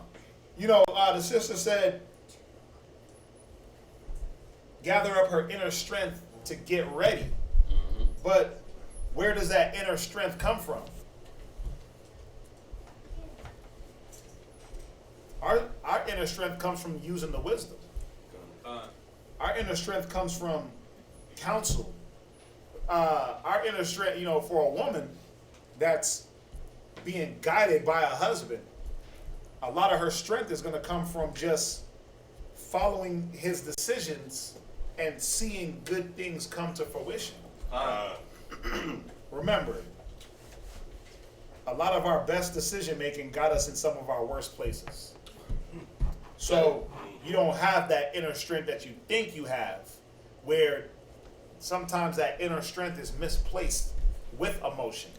You misplace strength and think that emotion and following your gut feeling, that's the way to do it. Where follow wisdom, follow understanding, experience. Where you at? Proverbs 31, verse 18, Right. second precept. Go ahead. Her candle goeth not out by night. Right. She layeth her hands. Wait, her what? Her hands. No, her candle goeth not out by night. God. Does that say that? Does that mean that she don't sleep? No. Of course she sleeps. Of course she sleeps. Of course she got to get a little bit of rest. Right? Because, I mean, come on, man. No sleep, tired. You're not going to function too long. Especially not in this life. But what it's saying is that there's no clock out period for this woman. Like, I got me time. You know how in the world they teach women, they teach y'all me time? Self-therapy. Go, Spa days. and me time is usually you with like 3 bottles of wine, the big Olivia Pope wine glasses, Oh, yeah. popcorn, and you just shut the world out. This type of woman don't have time to shut the world out. Just like a man of wisdom, understanding, we don't have time to shut things out. If there's a problem, we got to deal with it. It don't matter when, but it has to be dealt with, right? And I'm not saying there's anything wrong with taking some time for oneself. I go to the grocery store and take my time, right? Or I sit in the laundry room and sort laundry and think. But I'm still doing things for my household. So what it's saying is that, yeah, she gets a little bit of rest, but she's not like, the sun's down, I'm out. You niggas fend for yourself. She clocks out. She's not a punch clock wife. Go ahead, read on. Verse 19. Right? She layeth her hands to the spindle. Right? And her hands hold the distaff. Right, she layeth her hands to the spindle. Here's that work. Here's that work for that woman. Now, yeah, she wasn't going to go out. And obviously, women can do a lot more in this society than what was needed in this society, right? Right. A woman's work today is anything a man can do. That's what they tell you. Go do, just go do it. Throw on some pants and just make it happen. You want to ride bulldozers? You want to, jackhammer? Whatever you want to do. You want to do a forklift job? Go ahead and do it. Anything. Police officer, military. They give you that right, that equal opportunity. So how much more jobs should y'all be having? Less excuses to be sitting at the damn house, right? You see how they just killed y'all? Y'all went from one arena, now y'all have all arenas to your disposal. There should be no excuse. Go ahead, read on. Verse 20. She stretcheth out her hand Right. to the poor. Go ahead. Yea, she reacheth forth her hands to the needy. Now, again, what is this showing about this woman? She's charitable, but she's considering things outside of the 4 walls and roof of her house. Right. She's considering other folks. You know, I know it'd be killing some of y'all sisters when because we make the decisions for our house, and sometimes we gotta throw somebody in the house. A brother needs a spot to stay, and we like, hey, he gonna be on the couch for, and she's like, how long? And it's like, How come you gotta stay here? how come it's here? That's what it is, sis. That's what it is. You have to roll in the mind of your man. Well, how come? Again, all that extra, it's not needed. That's how you take away. And again, that's how you show that you're not ready for that wife role, the maturity. That's not in some of the sisters. You show you're not ready to be a wife. It is about a title. Read on. Verse 21. Uh-huh. She is not afraid of the snow for her household. Oh, but it's too hot. Oh, but it's too cold. I can't function in this. Listen, I've seen weather take sisters out the game. I've seen climates take women out of the game, man, because they let that be a thing that piles on to other things, and then they get I gotta leave. It's too hot. It's too cold. Go ahead. For all her household are clothed with scarlet. Right. She maketh herself coverings of tapestry. Go ahead. Tapestry, Saki. Her clothing is silk and purple. Right. Hold that. Go to Exodus real quick. Go to Exodus 35. Go to Exodus 35:25.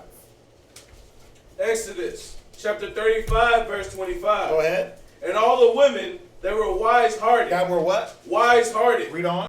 Did spin with their hands. Right. Now this is going all the way back to Moses' time, when we needed things made for the temple. Read it one more time. And all the women that were wise-hearted. Right. Did spin with their hands. So what did this tell us about the women of this time? Or of any time? Did every single woman go out and spin with their hands? No. Hell no. Only the wise ones. Right. Only the ones that understood why they had to do it, why it was necessary. They wasn't even getting paid. They wasn't getting paid at this time. This was all charity work for the temple. But it still showed that the women that were considerate of the situation and considering things that were in need, they would put their hand to that work, man. They wouldn't sit back like America tells you to do and just do nothing. And, you're going to take care of me, the kids, every expense. And then he got to still be spiritually guiding you, uplifting you through your emotion. Man, I know that we act like we're supermen. I know that some of us, we got the S on our chest. But, I mean, come on, y'all really expect us to do everything? We won't be a benefit to you. We won't last doing what we need to do if we had to just cater to everything y'all wanted all the time. You know that, right? We wouldn't last. No man could last doing that. He gonna burn out quickly. I ain't gonna lie, that heat can slow me down a little bit, but not stop me. Yeah. But how about not even letting it be a consideration in your mind? You think I think about this Texas heat when I gotta go out and move around? When you gotta do something, you gotta do something. Rain, sleet, hail, snow. You think drug dealers is thinking about how hot it is? They thinking about getting them packs off. You think they thinking about how cold it is? I got a bubble jacket. You think they thinking about the rain? I got a raincoat. Like, what it is just be prepared. Be prepared for the elements. But it's all about, again, there's a level of consideration in this woman. A level of, there's a drive. There's a go, that go get 'em spirit. Get 'em, girl, right? Because think about it, man. You go, girl. Yeah, but think about it. You'll go get it in the world by any means necessary. You don't give a damn how cold it is. You in the club, it can be rain, torrential downpours, and you'll make sure you got the covering so that the weave don't get messed up. It don't frizz up. You got a way to cover that. Louis Vuitton rain boots. Right, you had a Louis Vuitton rain boots. You had the Chanel umbrella. You'll make sure that you're able to go do whatever it is you got to go do. It doesn't matter what weather. So how much more for the truth? It's just like when you did the holidays in the world. You went to the greatest lengths to make sure that you perform the holiday to the very height that you can get to. Right. But then when we get into the truth, into serving the Most High, it's like, I'm going to be mediocre. I'm going to give half. Nah, man. Take that same mind and just put it now for the right thing. That's all it is. Where we at? Did you finish that? Read on. Yes, sir. And brought that which they had spun. Right. both of blue and of purple Go ahead. and of scarlet, Right? and of fine linen, and all the women whose hearts stirred them up in wisdom. In what? And wisdom. So it took a level of wisdom. Go ahead. Spun goat's hair. And think about it. It's like, what wisdom do I need to go spin goat's hair? Was it about the goat's hair? It was about understanding and being wise to know the necessity that you were needed for a purpose, that this was the purpose. Y'all understand me? We got a purpose too. Jump back to Proverbs. And go read from where you left off. Verse 23. Right. Verse 23. Proverbs chapter 31, verse 23. Go ahead. Her husband is known in the gates. So where's he at? Known in the gates. At home on ESPN? Known in the gates. He's rocking that Xbox One? Known in the gates. Surely he's in the slots. Jackpot. Known in the gates. Chilling in front of the liquor store. Known in the He gates. had a job too, man. The husband had a job. He was known in the gates. What was the gates? Those were the leaders, man. That was the leadership. Those were the counselors. Those were the ones that was looking out for the people. He was known in the gates. He was known to be at his job. What's that? That was what? Lamentations 5 and 12. It says the elder shall seats from the gates. The gates. Think about it. The gates to anything was the entrance. Right. Yeah. Lamentations 5:14. Yeah. Right. 5 and 14. Right. He was known in the gates. Go ahead. When he sitteth among the elders. So we know that. No nigga that's sitting around playing Xbox all day getting drunk. I'm gonna say this. I don't care what you say. There was a stipulation for your wife to operate this way. You couldn't be a lazy, selfish nigga. You had to be about something. The scripture says a good wife is given unto a Good man, right? So, if you're a man doing these things, then yeah, your wife should be. If she's not here already, she should at least be trying to attain to get here. Right. But if you're a man and you're not doing this, then and expect Right. your wife to do this duty. Like all you do is PlayStation all day. Like you 50 years old with the PlayStation thumb. What they call it, the Nintendo thumb? Back in the day, now you got Xbox thumb. And then she comes home and you like cook, clean, sex. Yeah. Wow. You miss a spot. But you know what's funny? Take care of the kids. Go to the grocery store. Right? And then you like, and then she's like, she's like, you died.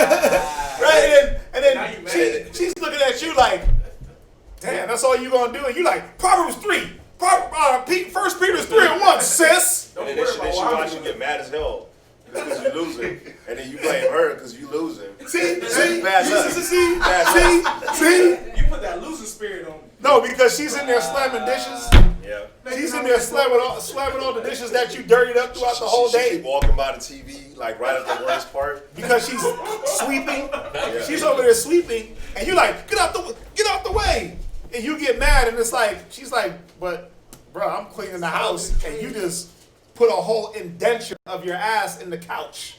But you know what's crazy is you see a lot of videos of these chicks where they'll take the PS4 or they'll burn take it. and they'll just burn it or they'll throw it out throw it, and it's like, yeah, that should show you something. Yeah. As a man, like, yeah, that's. But then that same man that is a slave to his Xbox wants a woman to bow down to him. It doesn't work like such. I'm sorry, brothers.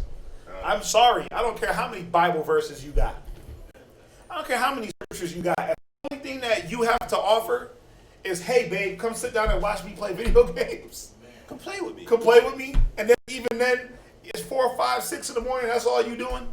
Or ESPN or what I'm saying is if you're not building her, if you're not building with unity and brotherhood, if you're not doing the things that the Bible say a man is supposed to do, you cannot expect a woman to follow 1 Peter 3 and verse 1. I'm sorry. Because you're not fulfilling, you're not justified in that. You're just not. You're not. Being a man, being a male does not guarantee 1 Peter 3:1 to be shown towards you or fulfilled towards you because you're a male. That's right. You got to be a man, and a man is commended according to his wisdom. Right. So how is this man operating? Well, it said he was in the gates, so he was doing his job. Right. Go ahead. Where you at? Verse 24. Go ahead. Come on. Verse 24. She maketh fine linen and selleth it. Right. And delivereth girdles unto the merchant. Right. So she wasn't a one-trick pony, man. She was making tapestries. She was knocking out girdles, head wraps, headbands, armbands, right? Ephods, all that. She wasn't a one-trick pony. She had many ways, many different industrious ways to get it. Now, I know it's focusing on sewing, but think about it. Think about those women that have, you know, what, like, one of the funny things was, remember when Soulja Boy was up on, like, the Breakfast Club, and they was like, damn, nigga, how many businesses you got? Oh, yeah. And they made it seem like it was negative. Yeah. Yeah. He was like, a lot? Like, I'm trying to get it. That's why you're still relevant. Right. But see, now to translate it to this woman, think about the woman that relied on her looks her whole life, and then them looks faded. Dang. One trick pony. Or the ones that rely on the jiggly booty, Instagram little thoughts, and they moving around, the booty looks good, right? And that's all they got. No brains, no other way of getting it. You trap yourself in a box, man, where when all that runs out, how you gonna make it? But it's showing you that a righteous woman is always thinking on different levels. The scripture says the spirit is one, but it's manifold, right? So there was always a level of how can we add to what we're already doing? How can we add this point? It's no different than what we do even with our businesses. Think about it. We got the fringed up, right? Now, if I'm not mistaken, the sisters came up with that. Right? But that was an idea that branched off from an idea that came a year ago. Right? They were already doing garments. But they said, okay, how do we add another element to what we already do? Right? And then it's like, okay, now we got to add another element. Now we got to have the fringe up for the sisters. Oh, we could do stuff for the kids. Oh, we could do stuff for all Israel. Like, there's always a mind going and saying, how do we just not be stagnant, one trick, but how do we keep adding to ourselves and making ourselves better? Growth, right? If you ain't growing, right? If you ain't growing, then if you're not bringing forth fruit, then what? That tree is useless. It gets withered up, it gets hewn into the fire. That's right. Right? Go ahead, read on. Verse 25. Right? Strength and honor are her clothing. Yeah, see, she's strength and honor. Honor. She's not known for being the loudmouth brute beast. Strength and honor. What is honor? Good report. Honor is following in the path that was laid down to you, the righteous path. So, what is she doing to honor her parents and her husband? Well, she's following the path that was laid down to her from her mama. This is what her mom did. Looked out for the household. But not in the way y'all think, like she looked out for the household and she murmured over here. She slept with some other dude over here because she honored her husband too. Strength and honor, man. A lot of y'all lack strength. And you get weak in the inopportune times. You get weak in the time when you're supposed to be strong. And if you just push yourself a little bit harder, it'll work out, but you fold. Read on. Come. And she shall rejoice in time to come. Go, and she shall what? Rejoice in time to come. Yeah, she'll rejoice in time, but cast away not thy confidence that has great recompense of reward. Hebrews 10:35, man. A lot of y'all cast away that confidence, and really, it's, I don't want to hear nothing. Nah, nigga, not today. Not trying to hear you, husband. I'm not trying to hear you, wisdom. I'm not trying to get you understanding. I'm trying to just ride with me. Today, it's all about me. me. You're now Maya. It's all about you, right? Oh yeah. You took me back. Yeah, all the way to the 90s. Strength and honor. Go ahead. Verse 26. Right? She openeth her mouth with wisdom. She does what? Openeth her mouth with wisdom. You know why when you do have good ideas and your husband don't come and even listen to them, he'll cut you off at the pass because you've opened up your mouth with so much folly in the past. He's like, man, I ain't got time to hear that. It says a wise sentence will be rejected even if it comes out of a fool's mouth. Why? Because it's the way it's supposed to be brought. See, this woman wasn't just about, oh, I'm doing things with my hands. She considered how she talked. She considered how she dealt with her husband. These are the things that made her honorable and made her a wife. Not because she could sew good. Some of y'all got some dope ass sewing skills and just whack as hell when it comes to the way you talk. Some of y'all lines be mad straight. Like the stitching, I'm like, oh my God. You stitch that? Did the angels stitch that? But then when you open your mouth, it's like a roaring beast. Because you don't know how to ask your husband for things. You don't know how to wait and be patient. It comes out nagging. It comes out disrespectful. It comes out rude. It comes out with a level of arrogance. Stitches and garments aside, we want a little respect sometimes too. All the time. You know, that's what really turns a man off, when he don't feel respected. Right. You can call a relationship quits. Because he's going to look for what's going to respect him. He's going to look for what is going to honor him and hold him to the highest esteem. I mean, I'm just putting you into the inside of how we think. Go ahead. Where you at? Somebody give me Judith chapter 8, verse. Benaiah, can you give me Judith 8 and 28? Come on, Benaiah. Get that. Bring it out. Judith chapter 8 and verse 28. And this is just to go to the Proverbs 31 and 26. There it is. This is a good one. Ooh. Oh yeah. Go ahead. And said, Ozias. to her, all that thou hast thou spoken with a good heart. So he was saying everything that you say, he was speaking to, he was telling Judith, everything that you're saying, you say with a good heart, right? And that's like what we were just going over. A lot of times when, like you said, you can make the line straight, super straight. You can make it curved if it needs to be curved. But when you do speak, when you do open your mouth, it's out of season. It's not with a good heart. It's always negative. It's always complaining. It's always murmuring. It's always something. It's always not on the same mind as your husband. It's always something different, right? But right here, it's showing you that Judith, whenever she spoke, she always spoke with good intentions, with positivity, with her mind being in the right place. Read. Go ahead, Benaiah. And there is none that may gainsay thy word. Yeah, there's nobody that can dispute or contradict. There's nobody that's going to be able to, when you speak as a woman and it's like your man don't even listen, like, that's not going to happen. But why does it get to that point where your man don't even want to listen? It's because every time you open your mouth, usually about something, it's something negative or something foolish. And it sounds like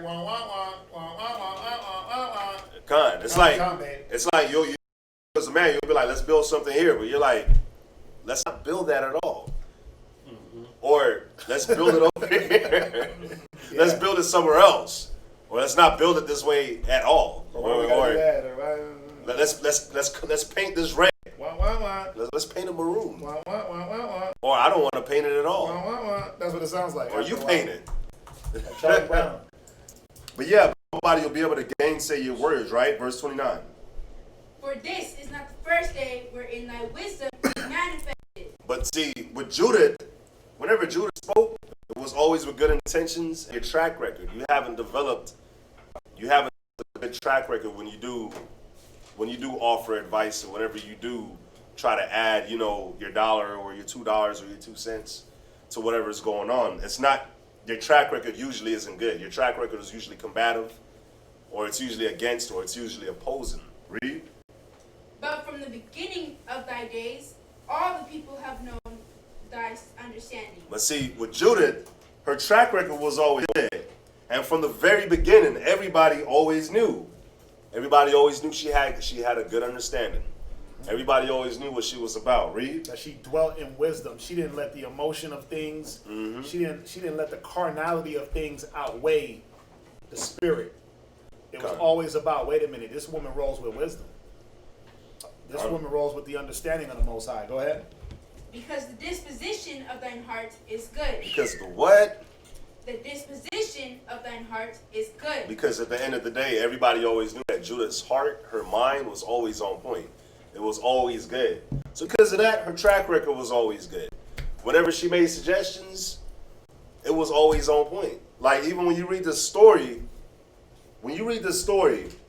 they sent her out just because of her character and how she was and her example. She offered, her and her servant pretty much walked into the lion's den to save Israel. When you read the story, any man at that point, if this was a woman other than Judith, they would have been like, "Bro, go sit down. What are you doing? No, you're not gonna do that. You're nuts." Because their track record wouldn't have been there. But Judith has always had a good track record. So if you're a lady, if you're a woman, you want to be heard more. Well, you have to develop more of a good track record. You got to be more on point. And not only that, but it's the way you talk. It's the way you deliver whatever it is that you're trying to deliver. All that has to be on point. You know, not saying you have to go all the way to this level, but you should go all the way to this level. Remember when Abraham was walking with Christ, and Christ was going to destroy Sodom and Gomorrah, and Abraham was like, "Sir," he was like, "I beseech you. I know if I can speak. Will you destroy it for 50? He was like, "No, I won't destroy it for 50. But then Abraham was like, "Sir, if I may speak, can I destroy it for 20? Look at how far Abraham went just to offer or just to get a little bit of information. A lot of us, we go the complete opposite. It's like, nigga, yeah, or it's not. It don't come in that humble way, in that humble approach. That consideration of what it's showing with Judith, and that the way we all should be operating. But you know, I know we do it towards one another. We consider how we approach. Yeah. Sometimes, man, you sisters do not consider what's about to come up out of your mouth. And even if you do consider what, you don't consider how. Yeah. Where we're sitting back painstakingly like, okay, we got to say it this way, with this tone, with this. We do that all the time. Yes, we do. And y'all just be like, ooh, damn. Because if we did that, then it was like, it's a lot of times relationship over. Every time I talk, it'd just be straight Dylon, and Dylon. Fire. Did we go offline? Yes, we did. Straight fire. It said offline for a quick sec. Okay. Let's jump. You done with that? Yes, sir. Jump back to Proverbs. Proverbs chapter 31, verse 26, second precept. Right? And in her tongue is the law of kindness. Go ahead. Read verse 27. She looketh well to the ways of her household. Right? And eateth not the bread of idleness. And does not what? Eateth not the bread of idleness. Right. She's looking always to the wellness of her household. There's no time for idle thoughts. There's no time for thumbing through social media. There's no time to be thinking about what somebody else's house is on. Watching all this YouTube videos. Yeah, it's, wait a minute, what's going on here in this house, in my house? What's happening in my living room? What's happening in the bedroom? What's the kids on? You know, you got a 1,000-bedroom house. You gotta know what's going on in every bedroom. You know, when you look at the man, us as men, we could never be idle because there's always something in here to read, something in here to learn. There's always something in here to do, right? When you look at the woman, it's the same thing. If there's absolutely nothing to do with the house, you can always just jump in the book. You can't be idle. And even let's say that there is something to do, because a lot of times there almost is always something to do at the house. You can always think how can I? It's like the scripture said. She thinks of how she can build her house, right? You got to think. Okay, what does my husband need? What is he doing today? His heart's safely trusted in her. It's like, okay, husband's finna go on. A lot of us are finna go on this little fast, right? Then you could be thinking like, okay, he's finna be fasting. Let me look up some juice. Let me look up some juice recipes. Let me try to find out what kind of fruits, what kind of vegetables he likes, so I can blend them in a juice. If he got this kind of health issue, let me research and see what I could do to help his health issue. It's so much that you could do. The kids got a health issue. Let me research and see what I can do to help the kids. Let me look into ways to further everything, to further the spiritual, the mental, and the physical of him and the kids and the household. How can we take the household to the next step? Yeah, instead of there being like some combativeness for every little thing, you know, it just be like little small. It's like little small things, like you know, who used to. A lot of us got kids in here. Who used to, you remember when you get the baby bottles and you boil them in the water? Right. To sterilize them? That was like the old school way, right? And then they started coming up with these steam sterilizers. You know, and it's like, hey, okay, we're not going to boil the bottles no more, because that's not the right way to do it. That was the old way of doing it. There's a better way. But there's a better way. And it's like, oh, well, I'm gonna boil them. It's like, but that ain't the way. Why? Because boiling don't kill all the germs you're trying to kill. Yeah. It actually it boils in the impurities into the water, into the bottle. You know, when you boil the bottle, it is clear plastic, but then it comes out white looking, glossed over, right? But then you learn, you research, because, you know, we're accustomed to researching everything now. Everything that we do, I know everything that I do, I research now. I'm like, let me look that up. So you research that, steam kills like bacteria, fungus. You know, it's way better than boiling. You research it, and you come with the idea of, no, we're going to do it like this. And it's like, why we got to do it like that? Why? Because you're still stuck in your old way. You thought that way was the way because that's the only way you know. Right? But your husband already looked into like 5 different ways and said, yeah, we're going to go that way. And instead of just saying, you know what? You ain't got to do the whole yes, me, Lord, and all that crap. But just, okay, come. Or even ask, like, well, what's the difference? Oh, well, the difference is when you boil, it don't get all the nooks and crannies like you think it does, but the steam gets into every nook and cranny of the bottle, and it's 99.99 effective, and it actually kills bacteria and fungus where the boiling doesn't. Like, you go into it and you explain it, right? You don't even give yourself a chance to be explained. It's just, I'm going to do it my way. You automatically do what? You automatically set off division. Those little instances. It'd be little things like that y'all don't get. And then a nigga be like, man, con, sis. Right? That's your husband going up the steps. Right? Slam the door. And, dang, bro, this, like, I don't get it. Like, how come? Right? Right into the man cave. Yeah, you go right into the cave, and then you don't hear from him for a week. He's there, but he's not. Because he's like, it's like, man, I can't deal with the small. It's like we got to be combative and be at odds with every little thing. But I'm just trying to usher in a better way, and you didn't even give that way a chance. You just said no.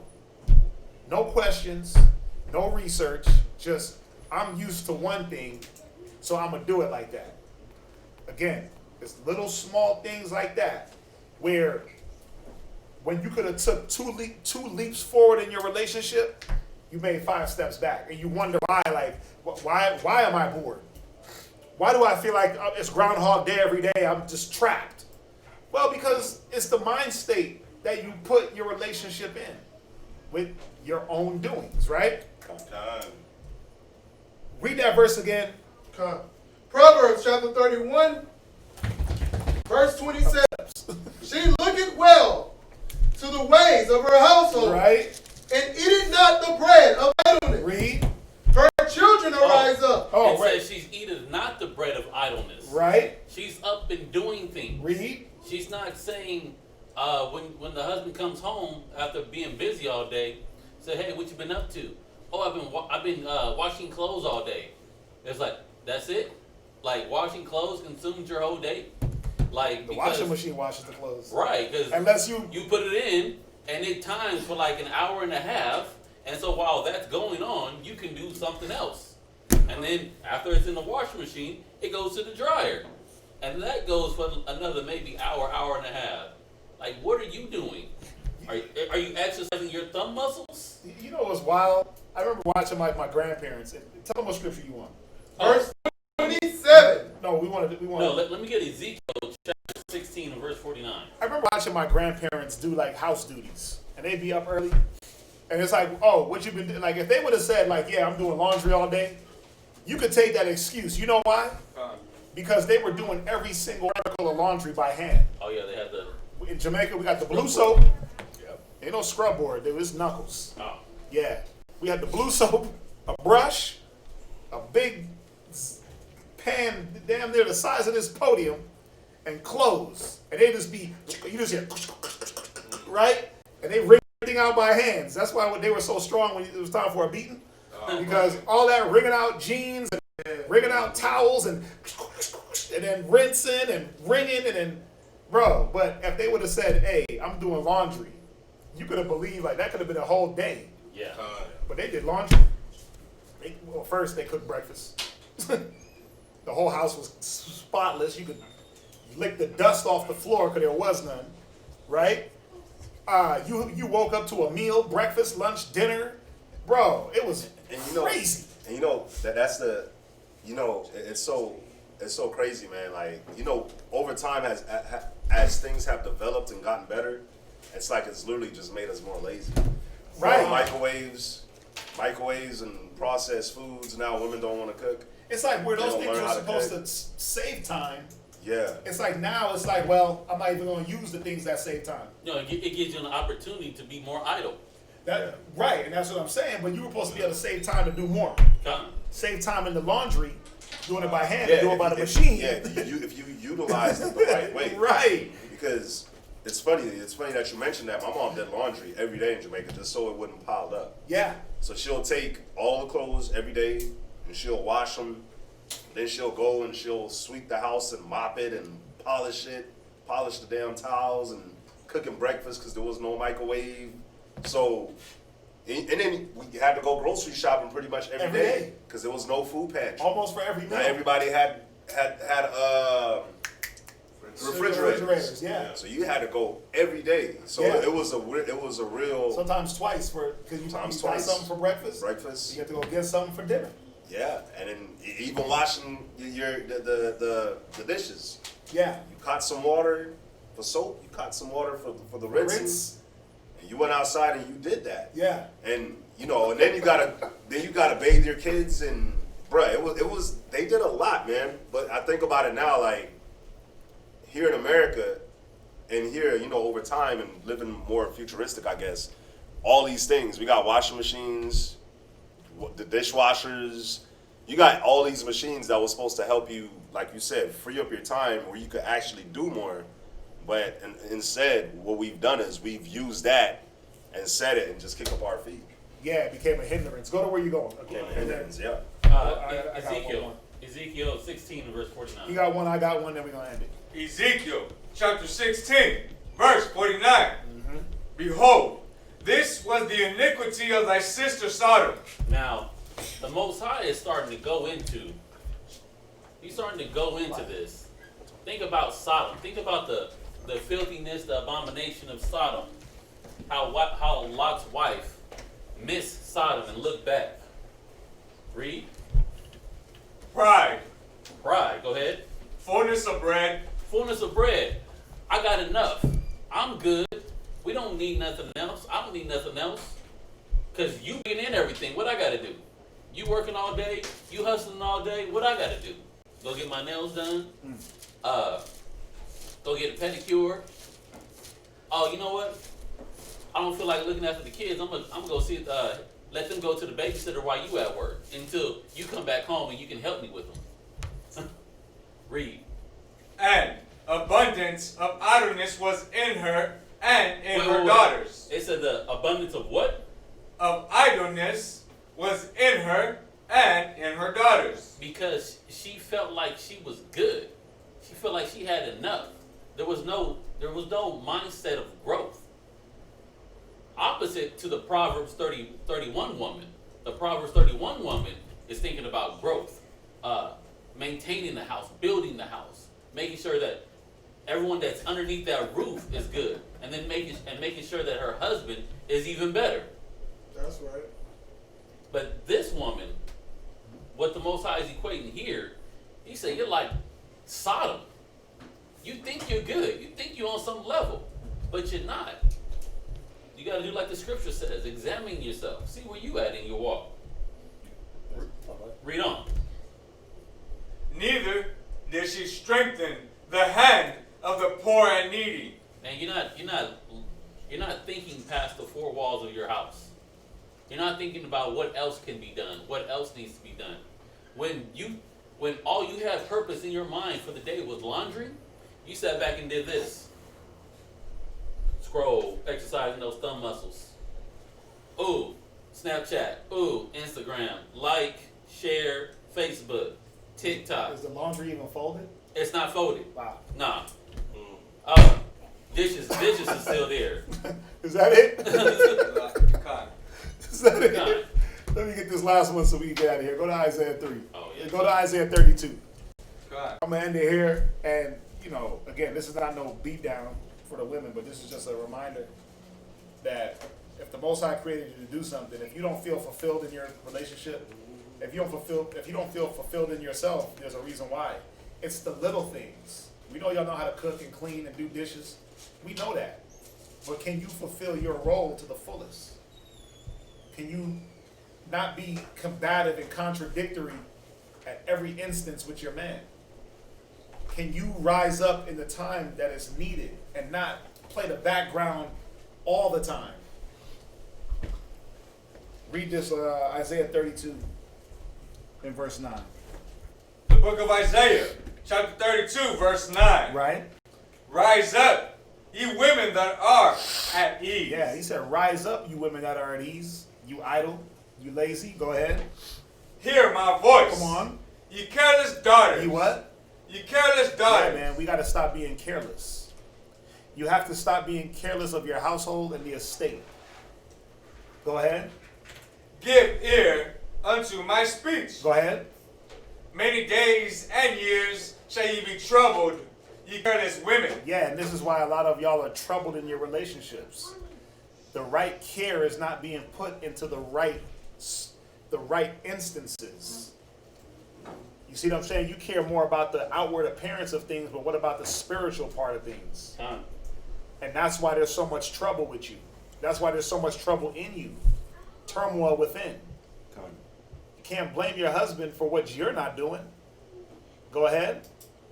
For the vintage shall fail, Right. the gathering shall not come. Come on. Tremble, you women that are at Yeah, ease. you better be nervous.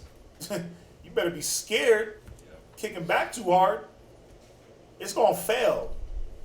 The house is gonna drop through. Go ahead. Be troubled. Be what? Be troubled. Come on. Ye careless ones. Yeah, man. Too many of our women are careless for the estate of their house, their children, their husband, themselves. Some of y'all are excellent at taking orders and listening. But what about your own self-maintenance when it comes to studying? You got to be careful of that. And not so careless that, oh, well, I'm following my husband and I'm submitting to him, but I'm not understanding why it's important. Satan will snatch you up quick. And one minute you submissive, the next minute you rebellious as hell. And it's like, I don't know how we got here. Well, we got here because there wasn't the maintenance of your mind. You didn't care to study. You didn't care to read. You didn't care to pay attention for your own spiritual well-being. That got to be there too. That got to be nestled into the cooking, the cleaning, the care for your husband, the care for the house. That's how you show you care for yourself and for everything that you're doing. Or else what's the point? It could be snatched at any time. Satan will come when you least understand what's going on and snatch all that you did. Go ahead. strip you. Right? He said he'll do what? Strip you. See? You'll get stripped, man. You'll be stripped of the title. You'll be right back to girlfriend. You'll be right back to friend with benefits. You'll be right back to single. He'll strip you. Go ahead. And make you bare. And you'll be bare butt naked. Dang. Because you predicated what a wife was supposed to be on the wrong things. You thought it was about the carnal. When all the things we go through in Proverbs 31 is really about a woman's spirit. Go ahead. And gird sackcloth upon your loins. Yeah, all the beautiful tapestry and all the carnal headdresses and pieces. You'll be in sackcloth spiritually and physically. Go ahead. Verse 12. That's it. So again, another reminder for the sisters, man. You got to be on point on all aspects. You have to be. In this day and age, you have to be on point. There's no excuse. Just like the brothers got to be on point in all aspects, and we got to strive for righteousness. This is how you got to strive for righteousness. All right. Any questions? What is teats? The next verse. Read it. They shall lament for the teats, for the pleasant fields. I gotta look. The teats, that's the same thing as tits. 32 and 12. Yeah. They shall lament for the teats.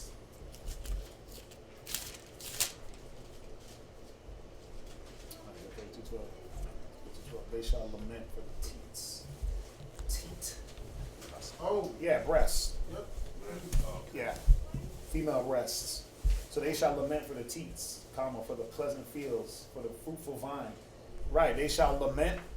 They're going to mourn because you're not going to get that. Right, he said he'll strip you, right? Make you bare, gird sackcloth upon your loins. They shall lament or mourn for the teat, for the breast. What does the breast do? It feeds and nourishes. For the pleasant fields, for the fruitful vine. Upon the land of my people shall come thorns and briars. So he's saying, instead of being nourished and built up and have fruitful, it's going to be thorns and thistles. Right. So that's what that's going into. That's what that's going into. Any other question before we shut it down? No? That's it? All right. Well, again, we thank y'all for joining us. We know we went a little bit over. Some of these you kind of got to go over. Going through the whole Proverbs 31. But they'll be back tomorrow in VA, so make sure you check their channel out. Make sure you like, share, subscribe. We'll be back Saturday with the Shabbat. All right, so if that's it, no questions. We appreciate the feedback, and we will say shalom. Shalom. The Most High is my rock. TK. Rock. The Most High is my rock. The Most High is my rock. The Most High is my rock. In the name of Messiah, the Most High is my rock. The Most High is my rock. The Most High is my rock. Yeah. The Most High is my rock. I keep my Bible on top. The Most High is my rock. The stuffing is pagan, disdain, it's vain, it's nothing. The European Union about to hit the button. And I feel sorry for you if you think the Lord is bluffing. That's why I hit the booth and I tell the truth.